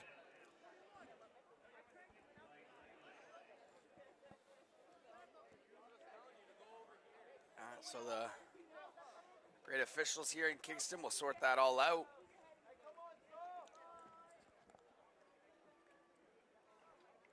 But while we have you, let us know in the chat which game you're most excited about, or which game you've liked the most so far live on TYSN here. Unfortunate break there. That is going to be on Sabercats. That's going to be, I think, an objectionable conduct penalty, and that's going to move them up 15 yards.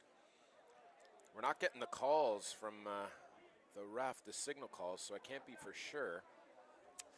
Well, in any respect, the Bisons move up with amazing opening field position here. Yeah, that extra 15 yards, that was not helpful for the Sabercats there. And their offense has been humming, so we'll see if they can continue that. Dowling drops back, swing pass again to Deacon Solomon. And he jukes a defender out of his shoes. Still going is Deacon Solomon. We do have flags littered all over the field, and we see the Sault players clapping. Yeah, that's going to be a block from behind on number 9 or number 8 there. Yeah, number really, 9, Adephilia. It really wasn't warranted either. It was not warranted, no, but nonetheless, that'll take him back. Yeah. A nice break there for Sault after starting with their starting field position at the 35-yard line. So here we go. That was a great play too. I mean, Deacon Solomon with a nice juke on the far side, but Bisons will move back here. Yeah, smart play by Dowling to get that out to the check down to the running back and allow him to do what he does in open field, be dangerous.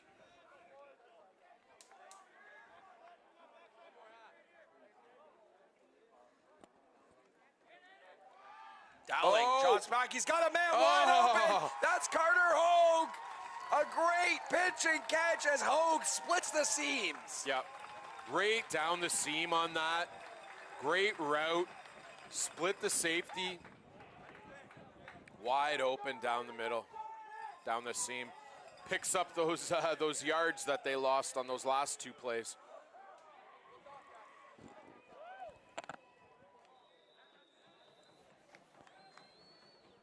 So Bisons, once again, their offense rolling, picking up right where they left off at the end of the first half.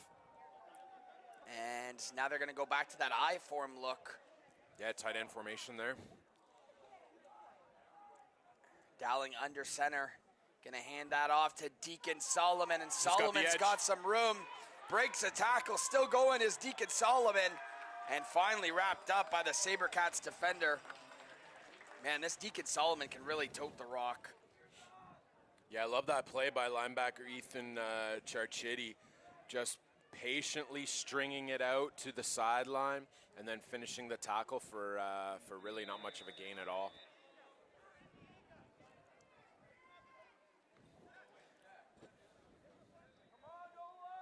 So a huge goal line opportunity here for the Sioux defense as the Bisons stay in the I form. This time, play action, Dowling, he's one, and what a pass breakup by number 11, Kyron Juma. Yeah, that was outstanding coverage. He was lucky enough to get high because that receiver was open. It was the right read. Yeah, it was the right read for sure. He had two receivers in that area, and Juma just made a great play to knock that down and halt a touchdown scoring drive, but it looks like we got the field goal unit coming on. Yeah, checking in is Ryan Harrison, looking to make this a 15-point game. So, Harrison lines up here, the Windsor commit. Gives his holder a thumbs up. Snap is good, hold is good, and the kick is good. So Brantford tacks on to their lead, 18-3. What is now your score? So here we go. Sioux is gonna jump back out here. Looks like they're gonna just take the ball there, Schmitty, and not. They're gonna forego the kickoff, but it is Alex Hayes coming back out as we've seen on the far side, the Sioux side of things.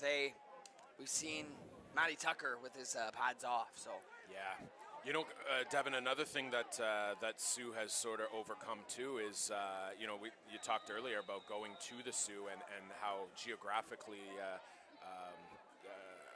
far away they're located. But they've had to travel to their playoff games. Yep. You know, so they've had to travel down, and it's been tough on their team these past few weeks, having to make these long road trips to play games. And you know what? But they did it. Yeah, they did it. And here they are. We have this first play of their possession blown dead.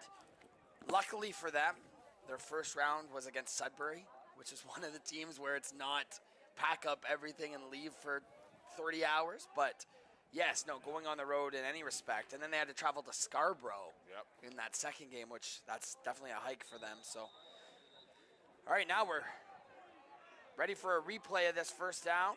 Alex Hayes, I think they got to stay out of that single wing package now that you're down by 15 in this second half. Hayes looks to his right, gets it out quick, caught by the receiver, tries to turn around, but three Bisons are there to corral him, led by number 20,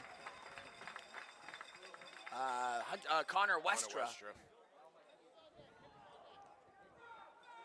But we'll see what Hayes, they haven't asked Hayes to do too much so far, but now with where the lead is at, they're probably going to ask him to make some big throws. 2nd and 7. Second down, Hayes drops back over the middle, overthrown and almost picked off. And he had two receivers open there. That short route was open, and he had that deep route over top as well. Just got to be a little bit more accurate with this passes, not force anything too much.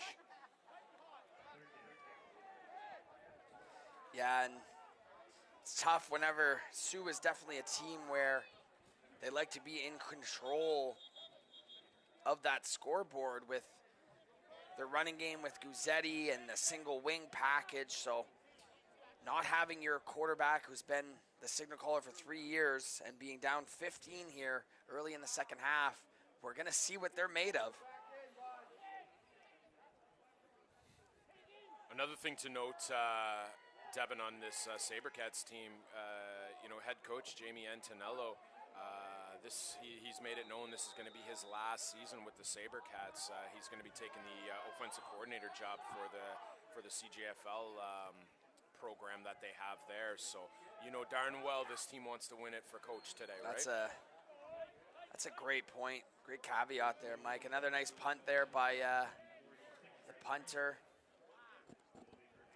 But, yeah, you definitely know these SaberCats, they want to get it done, and they've been through some trials and tribulations this year, just sneaking in to that 4 seed, losing to Sudbury in the final regular season game of the season. They're bitter rivals.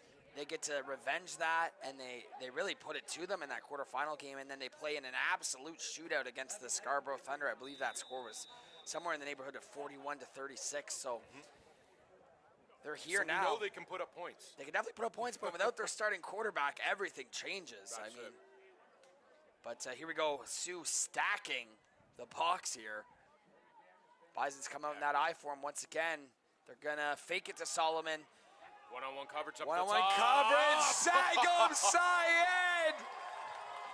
That's Syed making another play. What a catch. Yeah, just man-on-man coverage at the top of your screen there. The coverage wasn't horrible. He just got that one extra step on them.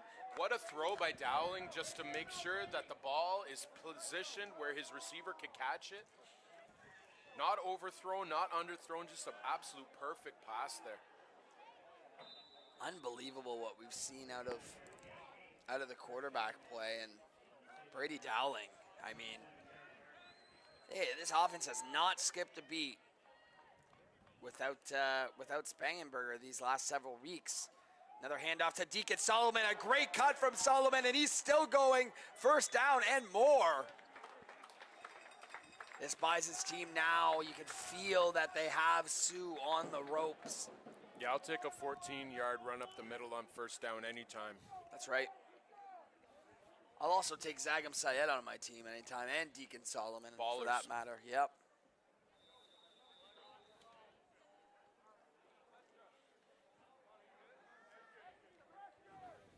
Another fresh set of downs for the Bisons, and clock is in their favor. They're looking to make this a 3-score lead. Dowling drops back, looks to his left, escapes the pocket, fires one, Yep. and That caught is in it. traffic. Oh, he dropped it. No, they're saying touchdown. Caught in traffic. That was a very late call by the referee, and he was right there. Oh, what a great catch. Number 9. Not quite sure. Yeah, okay. Semi Adafila. We haven't said his name yet, but welcome to the game, Semi. Let's extend this Bison's lead. Yeah, good catch in the corner of the end zone there, and I think it was a battle of possession. I think they were fighting for the ball as they were coming to the ground, and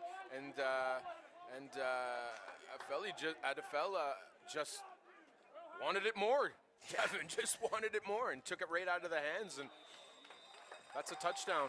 Welcome to the game, Semi. The Bisons extend their lead 25-3. Their offense has been on fire since late second quarter. You know, just another opening round drive to start this second half that results in some points for Brantford, and that's gonna come back to be in their favor as this game progresses for sure. Well, they've already put up 10 in this second half. They drive down, kick a field goal, get the ball back and punch it in with relative ease. So Sioux is in desperate need of an answer with 7 minutes to play in this third quarter. Yeah, I agree with you, Devin. We need something here. Now some miscommunication. Yeah, they seem to be a little bit discouraged on the Sioux bench. Well, they got their guys out there now, and what an opportunity for Alex Hayes to come out. And I'm guessing, obviously, Matty Tucker, I believe he probably is out of eligibility at this point to play next season if he's already played. This is his third season, but heartbreaking way Yeah, that's tough. to end your OSFL career, but an opportunity here for Alex Hayes on this return. Oh, yeah. Oh, wait, hold on here. Yeah. Sue might have something on this return. How about Peyton Melchiori providing a little bit of a spark? Yeah, we'll take those type of returns to get the team jacked up for this offensive series. Devin, I'm seeing a lot of beef coming on the field here. Are they going back to the single wing? I think they might be. Down what? 22 now. But I see AJ coming out here, linebacker AJ. yeah, here comes the single wing package. I wonder, they must have some throws out of this. Yep, they got Gazzetti in the backfield as well. I'd love to see this Sioux offense get Gazzetti rolling. Gazzetti does take it on first down here. Whoa. Physical football happening down there. Yeah. What I want to see here from Gazzetti is hitting the line at full speed going north. The gaps look to be there.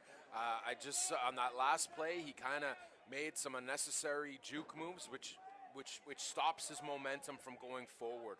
I want to see him go forward. I want to see him run over some people here on this drive. Set the tone that this offense isn't messing around. Guzzetti, another direct snap. There we go. And that'll be very close to a first down. I believe they will have it there. Yeah, I think so, yep. First down signaled. So Sioux will move the sticks in the single wing here. And listen, I mean, it's not going to be a quick score offense here with the single wing, but I think it's the thing that they trust the most at this point. Well, if you're able to make the moves, if Brantford's going to be stacking the box like this, and you can find those proper lanes, a big run can happen. Now Peyton checks in to take Guzzetti's spot, and Peyton Exactly like that. providing a spark every time he touches the football. He's running hard. Peyton Melchiori. Yeah, he wants it. He wants the ball. Keep him in there, coach. Sometimes guys, Mike, and I'm sure you've dealt with this, they're just big time players in big games. Like, some guys just turn it up a little bit whenever the stage is the brightest. And you know who those guys are. And you want to make sure you put the ball in your playmaker's hands. That's how it's got to be. Second down and short, they're going to keep Peyton in here, and they're going to go right back to him. Follows his blockers. This time, Brantford gets hands on him. I would like to say he had the forward momentum on that, because he did definitely pass the line of scrimmage for sure, but let's see what the refs say. Yeah, there we go. First down. First down signaled for the Sioux. Yep. A great way to get this one going here. They're going to check Guzzetti back in. And yeah, they're staying in the beef package. staying in the beef package. I don't know what they call it, but Single we're wing. we're calling it beef. Single wing. I'm calling it beef. That's fine. And now 51, who we've seen take multiple snaps here. Ethan Carchidi will resume that role. And he takes the direct snap. He gets outside He's got some here. speed, eh? Yeah. Listed as a linebacker. They did say in our notes, though, he will get carries, and we've already seen him get a few. That's his best one of the day. But 4 minutes and the clock is ticking. We'll have to see. Yeah, I mean, Coach, Brantford, if Sioux would have stuck with this for the long haul, I mean, Brantford really struggles defensively with defending this consistently, but they kind of got away from it, and now they're going back to it, stuck 22, but now everybody's moving again. There's that shift. Carchidi takes it again. They're going left this time, a huge block. If we can see that one again. Oh, we got a first down and we got a late flag here. Late flag. I think that might be on Brantford.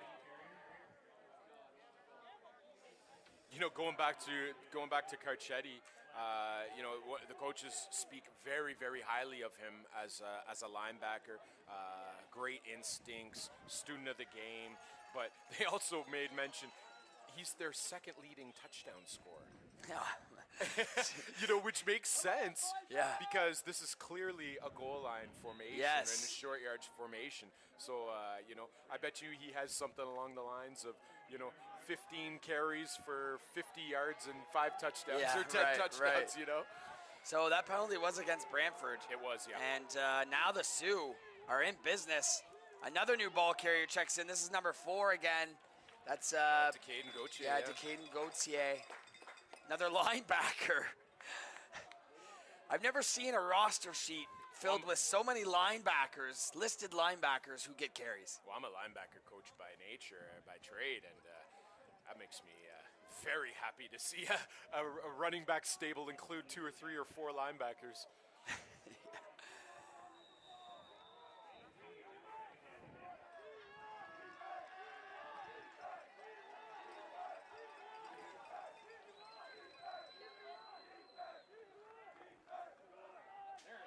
This time it goes to Gazzetti, and the Bisons are all over it.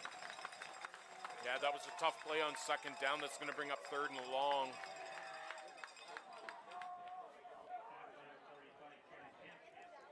And looks like they're going to be bringing out the field goal unit here. So, interesting, we didn't see this before, Mike. I wanted to kind of make note of this. Sioux did highlight Alex Hayes, who's their quarterback, in the sheet, and they did say Alex is our backup QB who has been forced into action as of late due to Maddie's injury. Okay. So they did try and they tried to go with Maddie Tucker at the start of the game. Hold on, we'll go to the field goal here, and that's wide right, a killer for the SaberCats, but they're getting down there. I believe that's King David getting it out.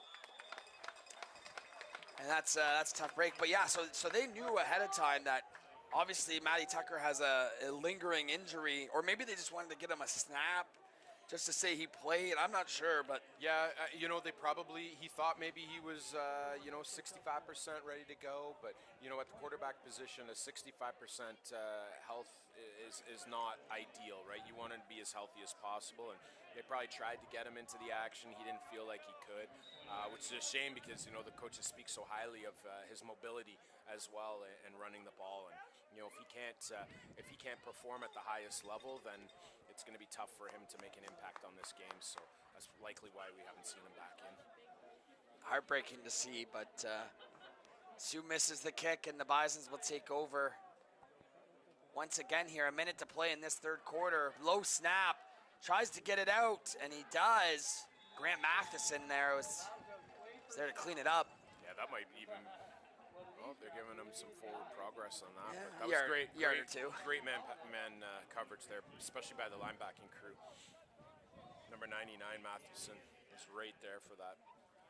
Well, the Bisons' offense has been electric since about the end of the second quarter. And let's see if Sioux can get a much-needed stop here. I haven't seen them get a stop on defense in about 4 offensive drives in a row for the Bisons, but here we go. Chance right here. They need something here. 2nd and 7. Dowling throws it deep. Oh, through the hands of Quinton Van Thule. He almost had it, too, at the bottom.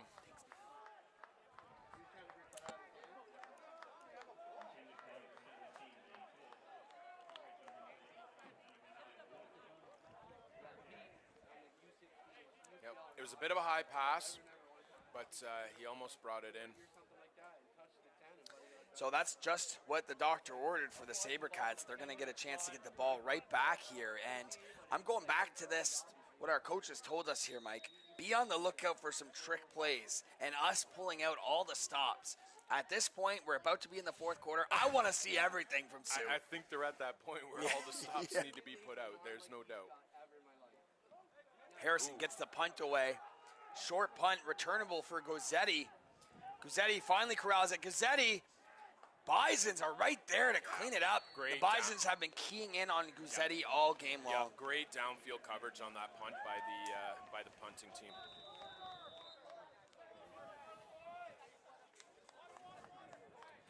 And that'll be it, Mike, for this third quarter here. The Bisons take their 25-3 lead into the fourth quarter.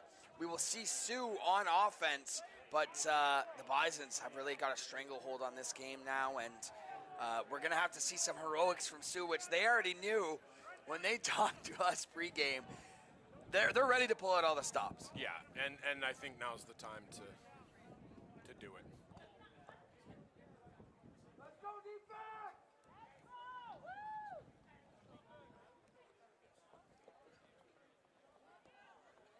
Midfield.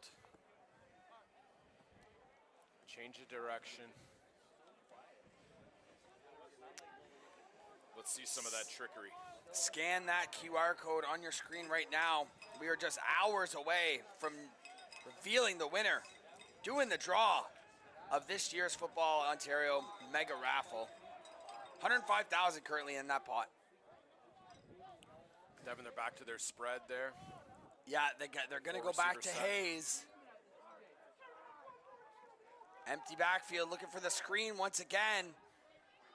Out to number 81, who I believe that's their kicker as well. That's AJ Cocamiglio.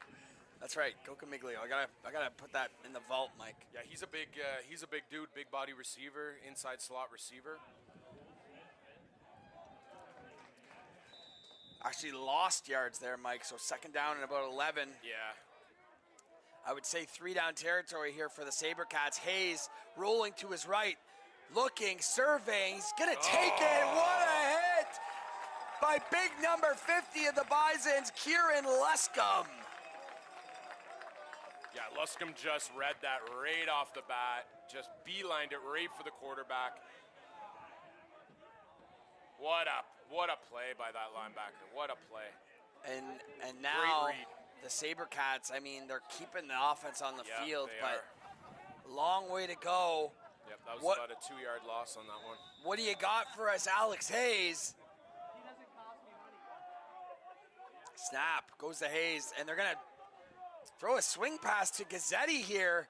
And Gazzetti's breaking tackles, trying to get to the marker, and a face mask penalty is going to bail them out. Yeah, I question that play call. I mean, you're asking the guy to catch in the backfield, 5 yards in the backfield, and then take it upfield for another 12 or 15 yards. That's a tough ask, but they got lucky with that face mask. Well, I've seen it a couple times this weekend, Mike, where a team will go down and they'll send their offense out there, and maybe, they're just asking their quarterback, like last night's London game. They were down on the last drive. He's still throwing these swing and screen passes. I mean, eventually we got to put the ball downfield. Yeah, I understand the swing passes as a design play on a first down or second down, but after that, the swing is really just called a check down. If all That's your right. receivers are and here we go. covered. Here's your beef.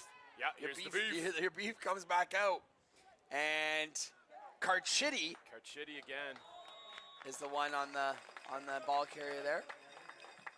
I gotta tell you though, Devin, I don't know why we're not seeing their regular running backs here in this backfield. I'd like to see Gazzetti in here and get him running north. Yeah, Gazzetti. Let him with his vision find the lanes. He's really played probably about 60% of offensive snaps. When they went to the single wing, he's in there about a third of the time. They really cycle him out, so eventually. And listen, not to take away from Carchidi, he's playing great. Yeah, he's a load. Here's to bring Carchidi down. again. He's ready to throw, and that is a duck in the air, picked off by number 50, who's had a heck of a game, Kieran Luscombe. Yeah. It looks like we have an injured SaberCat on the field, but you knew something like that was coming out of that formation, but Brantford was all over it. Yeah, I was about to say, not to take anything away from Carchidi, because he's a powerful runner. But I don't think that Sioux needs power run game here right now. They need some explosion here to get some points on the board. Well, they try and go with the trickery. They try and get Carchidi on the move to throw it. But the SaberCats are all over it. Yeah.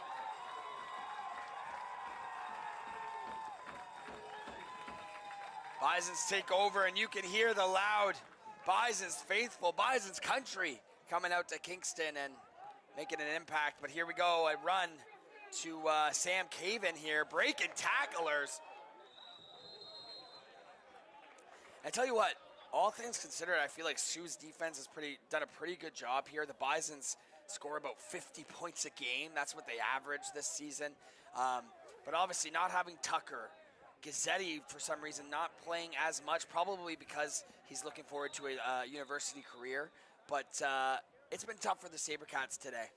It has. I mean, a couple breaks didn't go their way, and you know, when that happens overall, you gotta look at those things. Second down, and about 6 to go for the Bisons. Screenplay set up, and good job by the SaberCats. Number 4 on number 4 with the tackle to Caden Gauthier. Tackles Max Cortino, scored the touchdown earlier in the game. Yeah, good vision by the DB. Closes the gap between him and the receiver. Picks up just minimal yards, and that was a crucial second down stop as we look like the Bison's punt team is coming on the field here. Bison's content to punt 8. A little under 8.5 minutes to go in this one. We'll see what Sioux has drawn up for this offense. Number 21 is back, Peyton Melchiori, who's done a great job with the ball in his hands so far today. We'll see if he's got something for us on this punt. They brought the heat on that. Yeah, short punt. Oh, it hits the Sioux. It hits the Sioux defender. You know what's funny about that? It hit the Sioux defender. Can we see that one again? Yeah, you're going to see the ball hit the Sioux defender who was looking to block, but because the Bradford guy was so close, you're going to get an automatic 5-yard, no yards for that. But I think it went out of bounds. I don't think it's in danger of it not being first down for the Sioux. Well, our great officials are converging here and talking it over. But definitely now or never for the SaberCats offense. Guzzetti is taking the field here, so in any respect, I think it will be Sioux football, but we'll see what kind of formation they have here. It looks like the beef. Now this is what I want to see. I want to see Gazzetti in the backfield with the beef formation, and I want to see him running north. I want to see him find the lanes, and I want to see him score here. Oh, but it looks like Gazzetti's going to be lined up as receiver. Yeah, they're going to put him in motion like they've been doing, but like to see him actually get the ball here. Yeah, I wouldn't be surprised if we see a modified jet here to Gazzetti. No, it goes right back to Carchidi. Carchidi up the middle. Some good blocking there. Yep.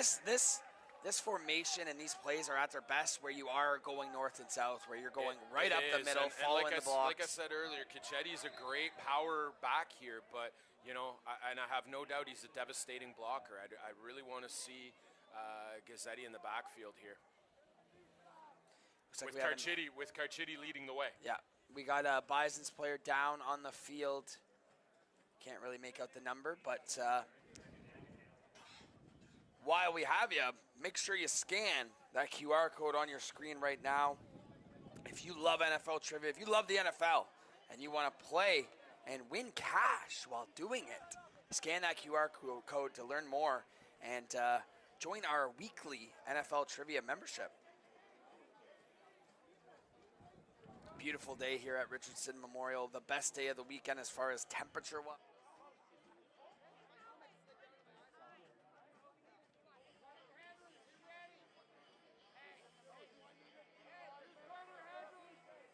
Area 51 Sports, the sports industry's best kept secret.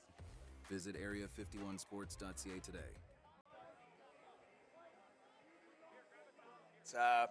Wanted to take this time to thank the Ontario Summer Football League, Marnie and the board. Wanted to thank the Kingston Grenadiers, Alex, and all the staff that we had a pleasure of being treated by this weekend. Wanted to thank Football Ontario, Queen's University, everybody who puts these events on and plays a role in bringing us on. As you see right there, there's the Football Ontario tent. You got Glenn Mills under there, Marnie Adams, all getting the stuff ready for the next game. They've been doing that all weekend, and it's truly a treat to be a part of these weekends. Yeah, shout out to all the volunteers here as well from the Grenadiers. club, you know, treating us like like kings and queens out here, and it's been fantastic. And you know, it takes a village, as everyone says, and the Grenadiers so blessed to have them take care of us. And these people have taken time out of their own personal lives for the past really 72 hours to host us, and it's been a pleasure. So thank you. Yeah, that's Connor Westra, who's down on the field for the Bisons, and he's been a terrific player today. As you see Aaron Gieser there on your screen, but he's been a terrific player today. Hopefully he'll be all right. Yeah, Westra's played very, very well at that safety spot. He's made some key pass breakups and a couple really great tackles out of that safety spot. He'll be a big loss for the defense here. Hopefully he's all right, especially at this magnitude of the game and the season. But the announcers are going to take a short break here, actually, and then let the training staff do their thing. We'll be right back.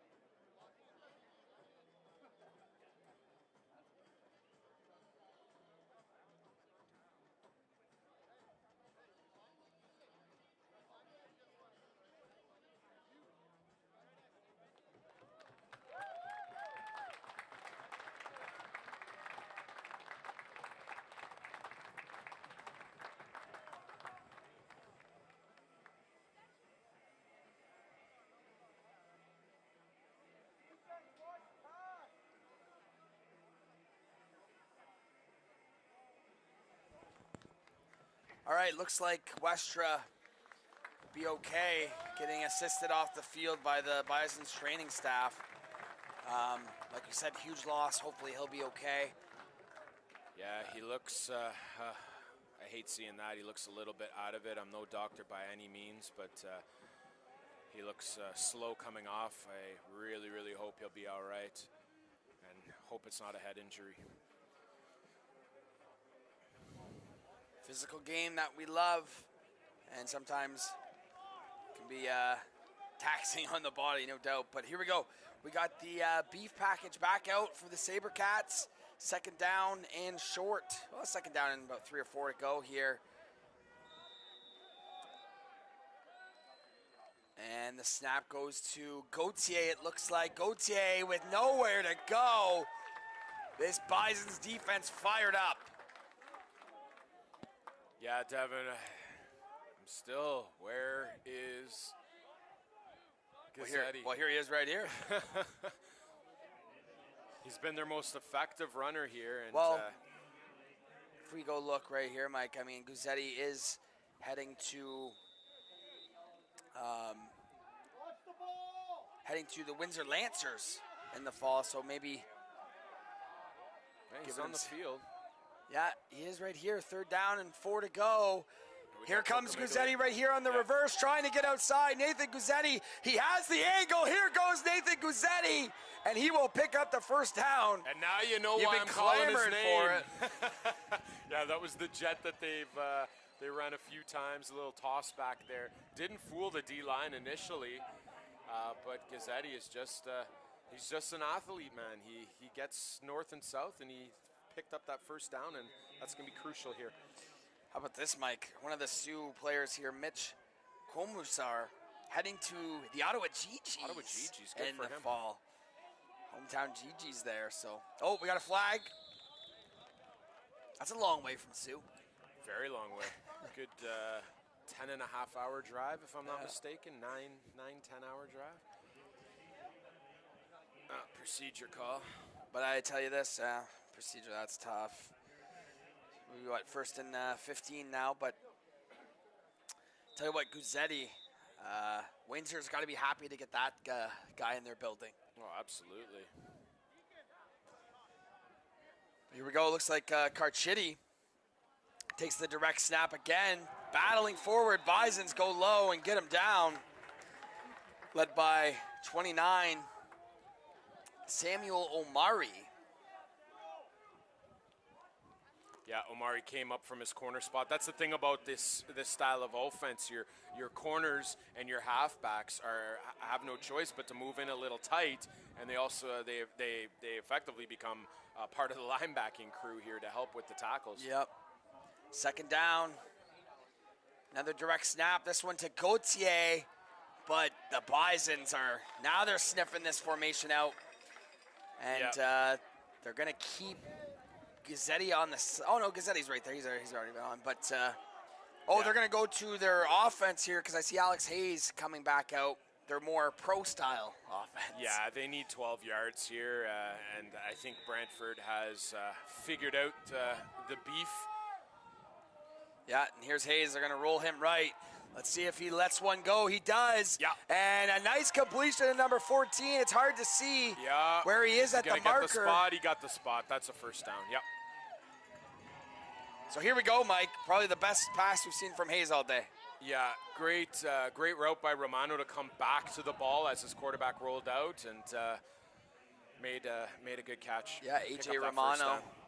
AJ Romano making the catch there. And here we go, Sioux looking for their first touchdown of the game. 5 minutes to go in this one.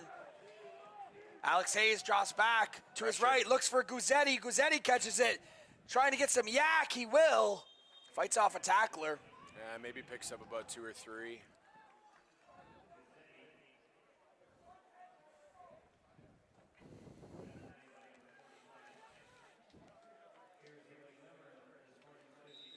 So here we go. Let's see if we can get Alex Hayes in a bit of a rhythm now. Hayes drops back, looks to his right. Out of the stretched fingers there. Great comment there, Devin. Get him into a bit of a rhythm.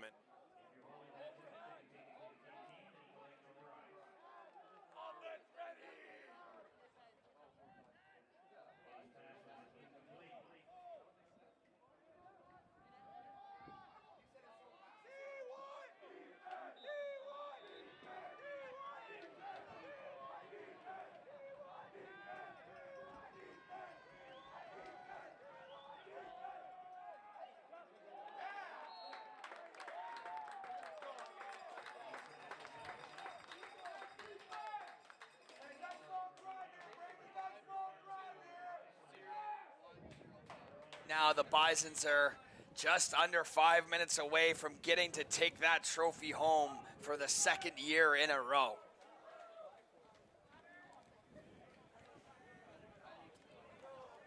We're going to be going into 2026 next year. That's going to be 3 calendar years after this game. If Brantford can hold on here, that's going to be 3 calendar years since the Brantford Bisons U18 team has lost the game. Smelled defeat. Yeah. And Dowling still in the game here. Drops back, looks to his left, fires one. Deacon Solomon. Yeah. Will they call that a catch? No, out of bounds. A great effort there to make Solomon, that catch. Great effort to get up there, but that DB knew he was in the air. He pushed him out of bounds. Great ball by Dowling, too, to put it up high for his receiver. He's been very, very good. He's been good. Little bit of a slow start with his passes earlier, but he's really starting to he's really found his rhythm, really. Probably a little bit of nerves early on, but absolutely. Since then, just... And that's normal. Precise. Yep. But second down here for the Bisons. 4 minutes on the clock in this one. Dowling drops back, looks to his right. Caught, number 17 here, with nowhere to go as Sioux fights him down. Haven't seen Quentin Van Thul get involved too much early it's a good play by DB Gauthier there to close that gap really, really quick, not allow any extra yards after that catch. Sioux will take one of their timeouts here to stop the clock. I think Brantford take the timeouts, if I'm not mistaken. I thought I seen them point to Sioux, but... Oh, you're right, Sioux, my bad. We take a look at some of the crowd filling up here. Obviously, early game and first thing in the morning, especially for the Sioux faithful. I mean, it's a long ways away, but exciting slate of 4 games left remaining on this day, and our final day of OSFL football for the year. A little bit bittersweet, but we got some good ones today, including up next we got the other U18 AA matchup. That'll be the Skyhawks taking on the Sarnia Sturgeon. And then later today, we do have one more provincial championship to get to, and that'll be the Cumberland Panthers taking on the London Junior Mustangs. That is a rematch of last year's championship, going into another undefeated season for both teams coming into this championship. You could definitely say at that U14 age, AAA age group, that these teams know each other well, and they don't like each other. Be fun to watch that it's one gonna for be sure. a great one. Mike and I will be back on the call together for that game. That the one's at 4:30. So if anyone's wondering when that one is, so we have Ryan Rayner taking a knee here. Yeah, we got another timeout here called by Brantford. Yeah, some upset coach here. Yeah. Even when they're up 25-3, they're minutes away from another championship victory, still coaching lessons. But Yeah. Mike, very interesting note heading into the 2026 OSFL season. We'll have both U18 squads going for a three-peat. Yeah. At AAA Yeah, and you're at right. AA. The Bisons will, after this, barring a miracle, Yeah. will be back-to-back champions. And then we just seen London last night in a dominant fashion win their second in a row. Well, it's an interesting take here. There's going to be some off-season conversation here because, if the league goes ahead with its process that they have for relegation, Brantford is a strong candidate to move up to the AAA division. No doubt. No doubt. So Bison's content to punt, and we'll see if Sioux can at least muster. Bisons have an onside man here. Harrison gets and it it's away picked up exactly. Yep. right at the 40 for Sioux. So they'll have good field position, but still stuck by 22, 3 scores down here. With just my luck with the announcer jinx, we'll see the greatest comeback miracle win by Sioux here, and I'll go back on my words. That would be.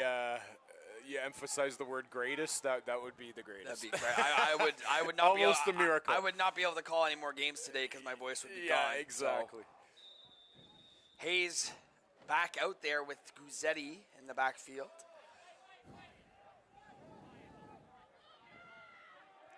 First down play. Hayes drops back, looks to his right, slant pattern, got his man. But Bison's all day rallying and tackling. That's Brady McLeod on the catch there. Picks up a few yards. Second down and 5 to go now for Sioux in the hurry up. And they'll hand it off to Guzzetti up the middle. Looks like a high tackle. Looks like he got him around the helmet.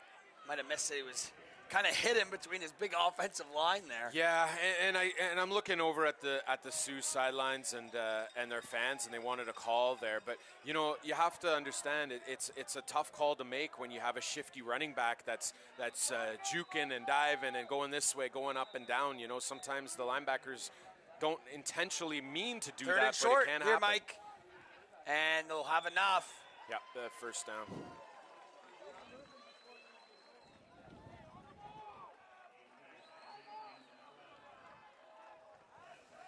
First down, Sioux in the hurry up still. Going quickly here.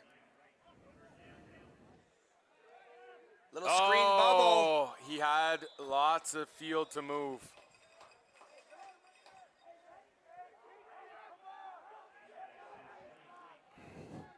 Just miscommunication there.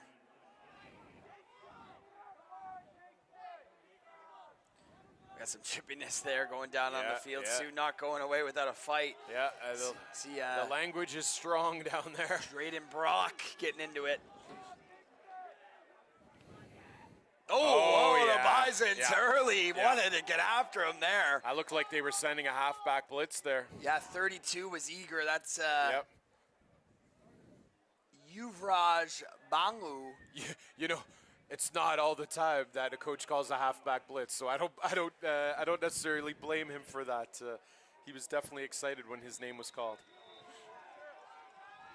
So, second and manageable now for the SaberCats, and Hayes over the middle of the 14 here again, hitting AJ Romano. So third down, Yeah, this They're is going to go hurry up. This They're is the going to go short, hurry up here methodical again. pass game where I would have liked to see in the beginning of the game, picking up those 4 or 5 yards each time. Here we go. Game on the line again. Guzzetti. Oh, and no. the Bisons are all Stuffed over it. Led by number 54.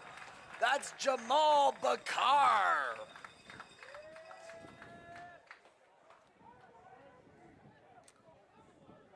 And SaberCats offense doesn't want to get off the field, but that was 3rd down, and the Bisons stuffed them, so they got no choice. Yeah, you could see a lot of the O linemen stayed on the field there, indicating quite a few of them were playing both ways.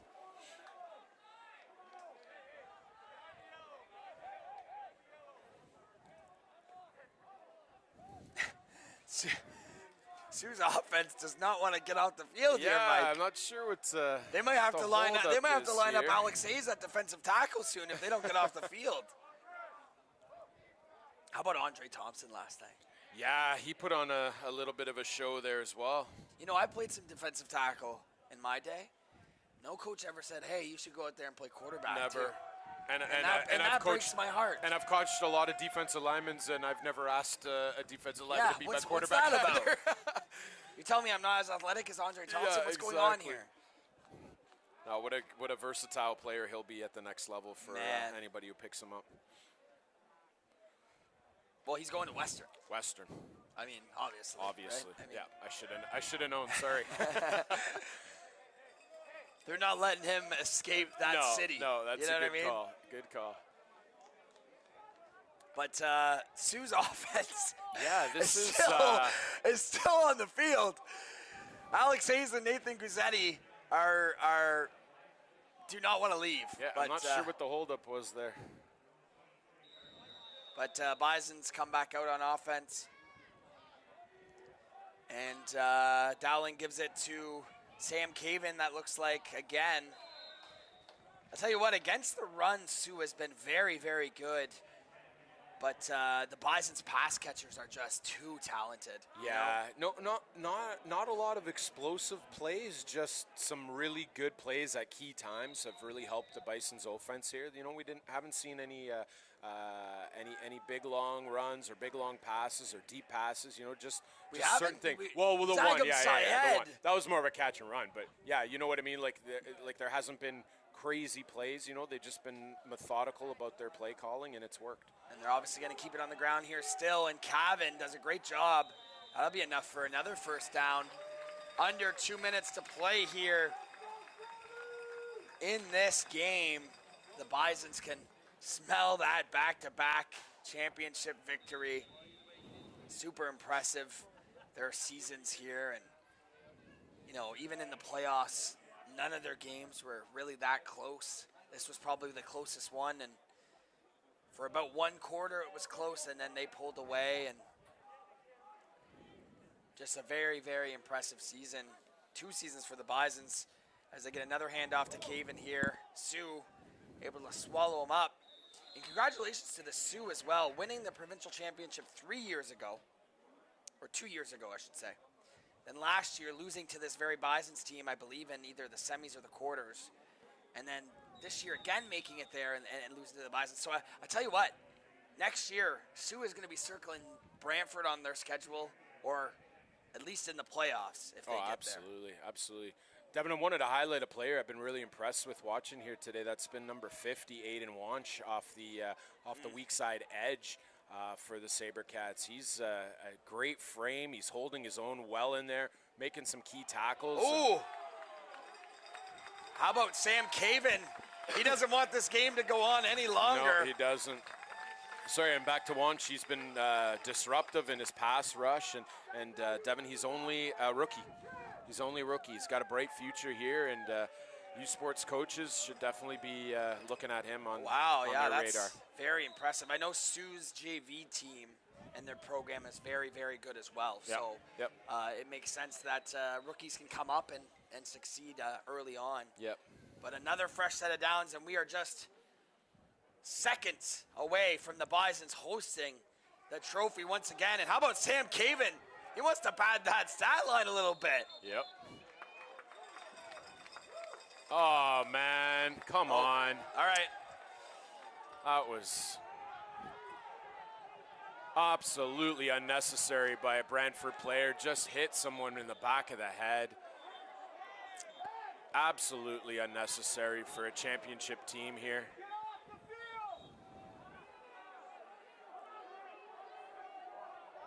Yeah. Come on, Brantford. You got to be better than that, man.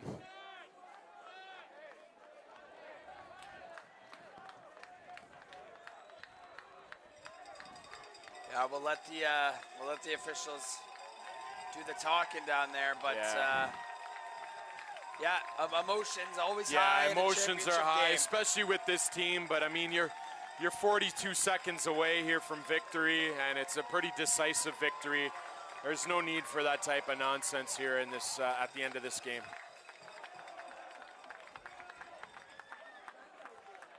And they're going to send Ben Spangenberger in, their championship-winning quarterback from last year and their starting quarterback from this year, who unfortunately had a hand injury early in the season and had to end his season. So he's going to come in and take a couple of knees here with a club on his right arm. So don't look for him to throw, but a good moment there for Spangenberger to come in and kind of finish what he started. And another great moment for Dowling coming off the field to just an eruption of cheers from his coaches and his bench.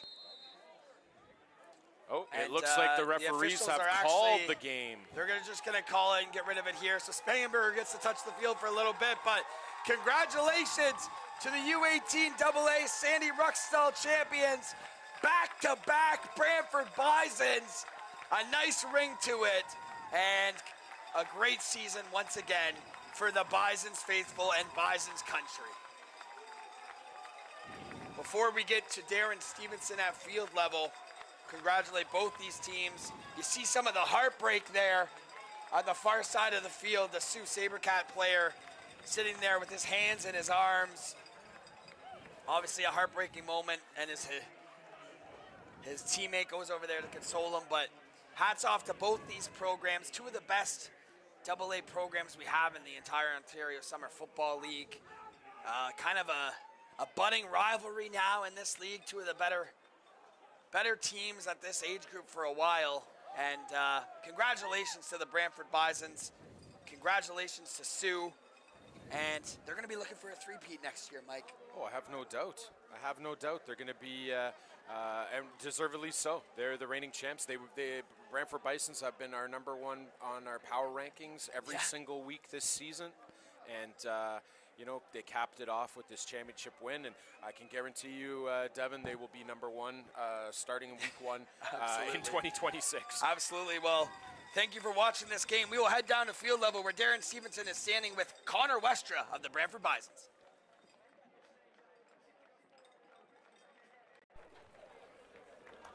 Back-to-back champions are the Brantford Bisons as they take this one over the Sault Ste. SaberCats 25-3. You can hear the Bison fans, Connor Westra.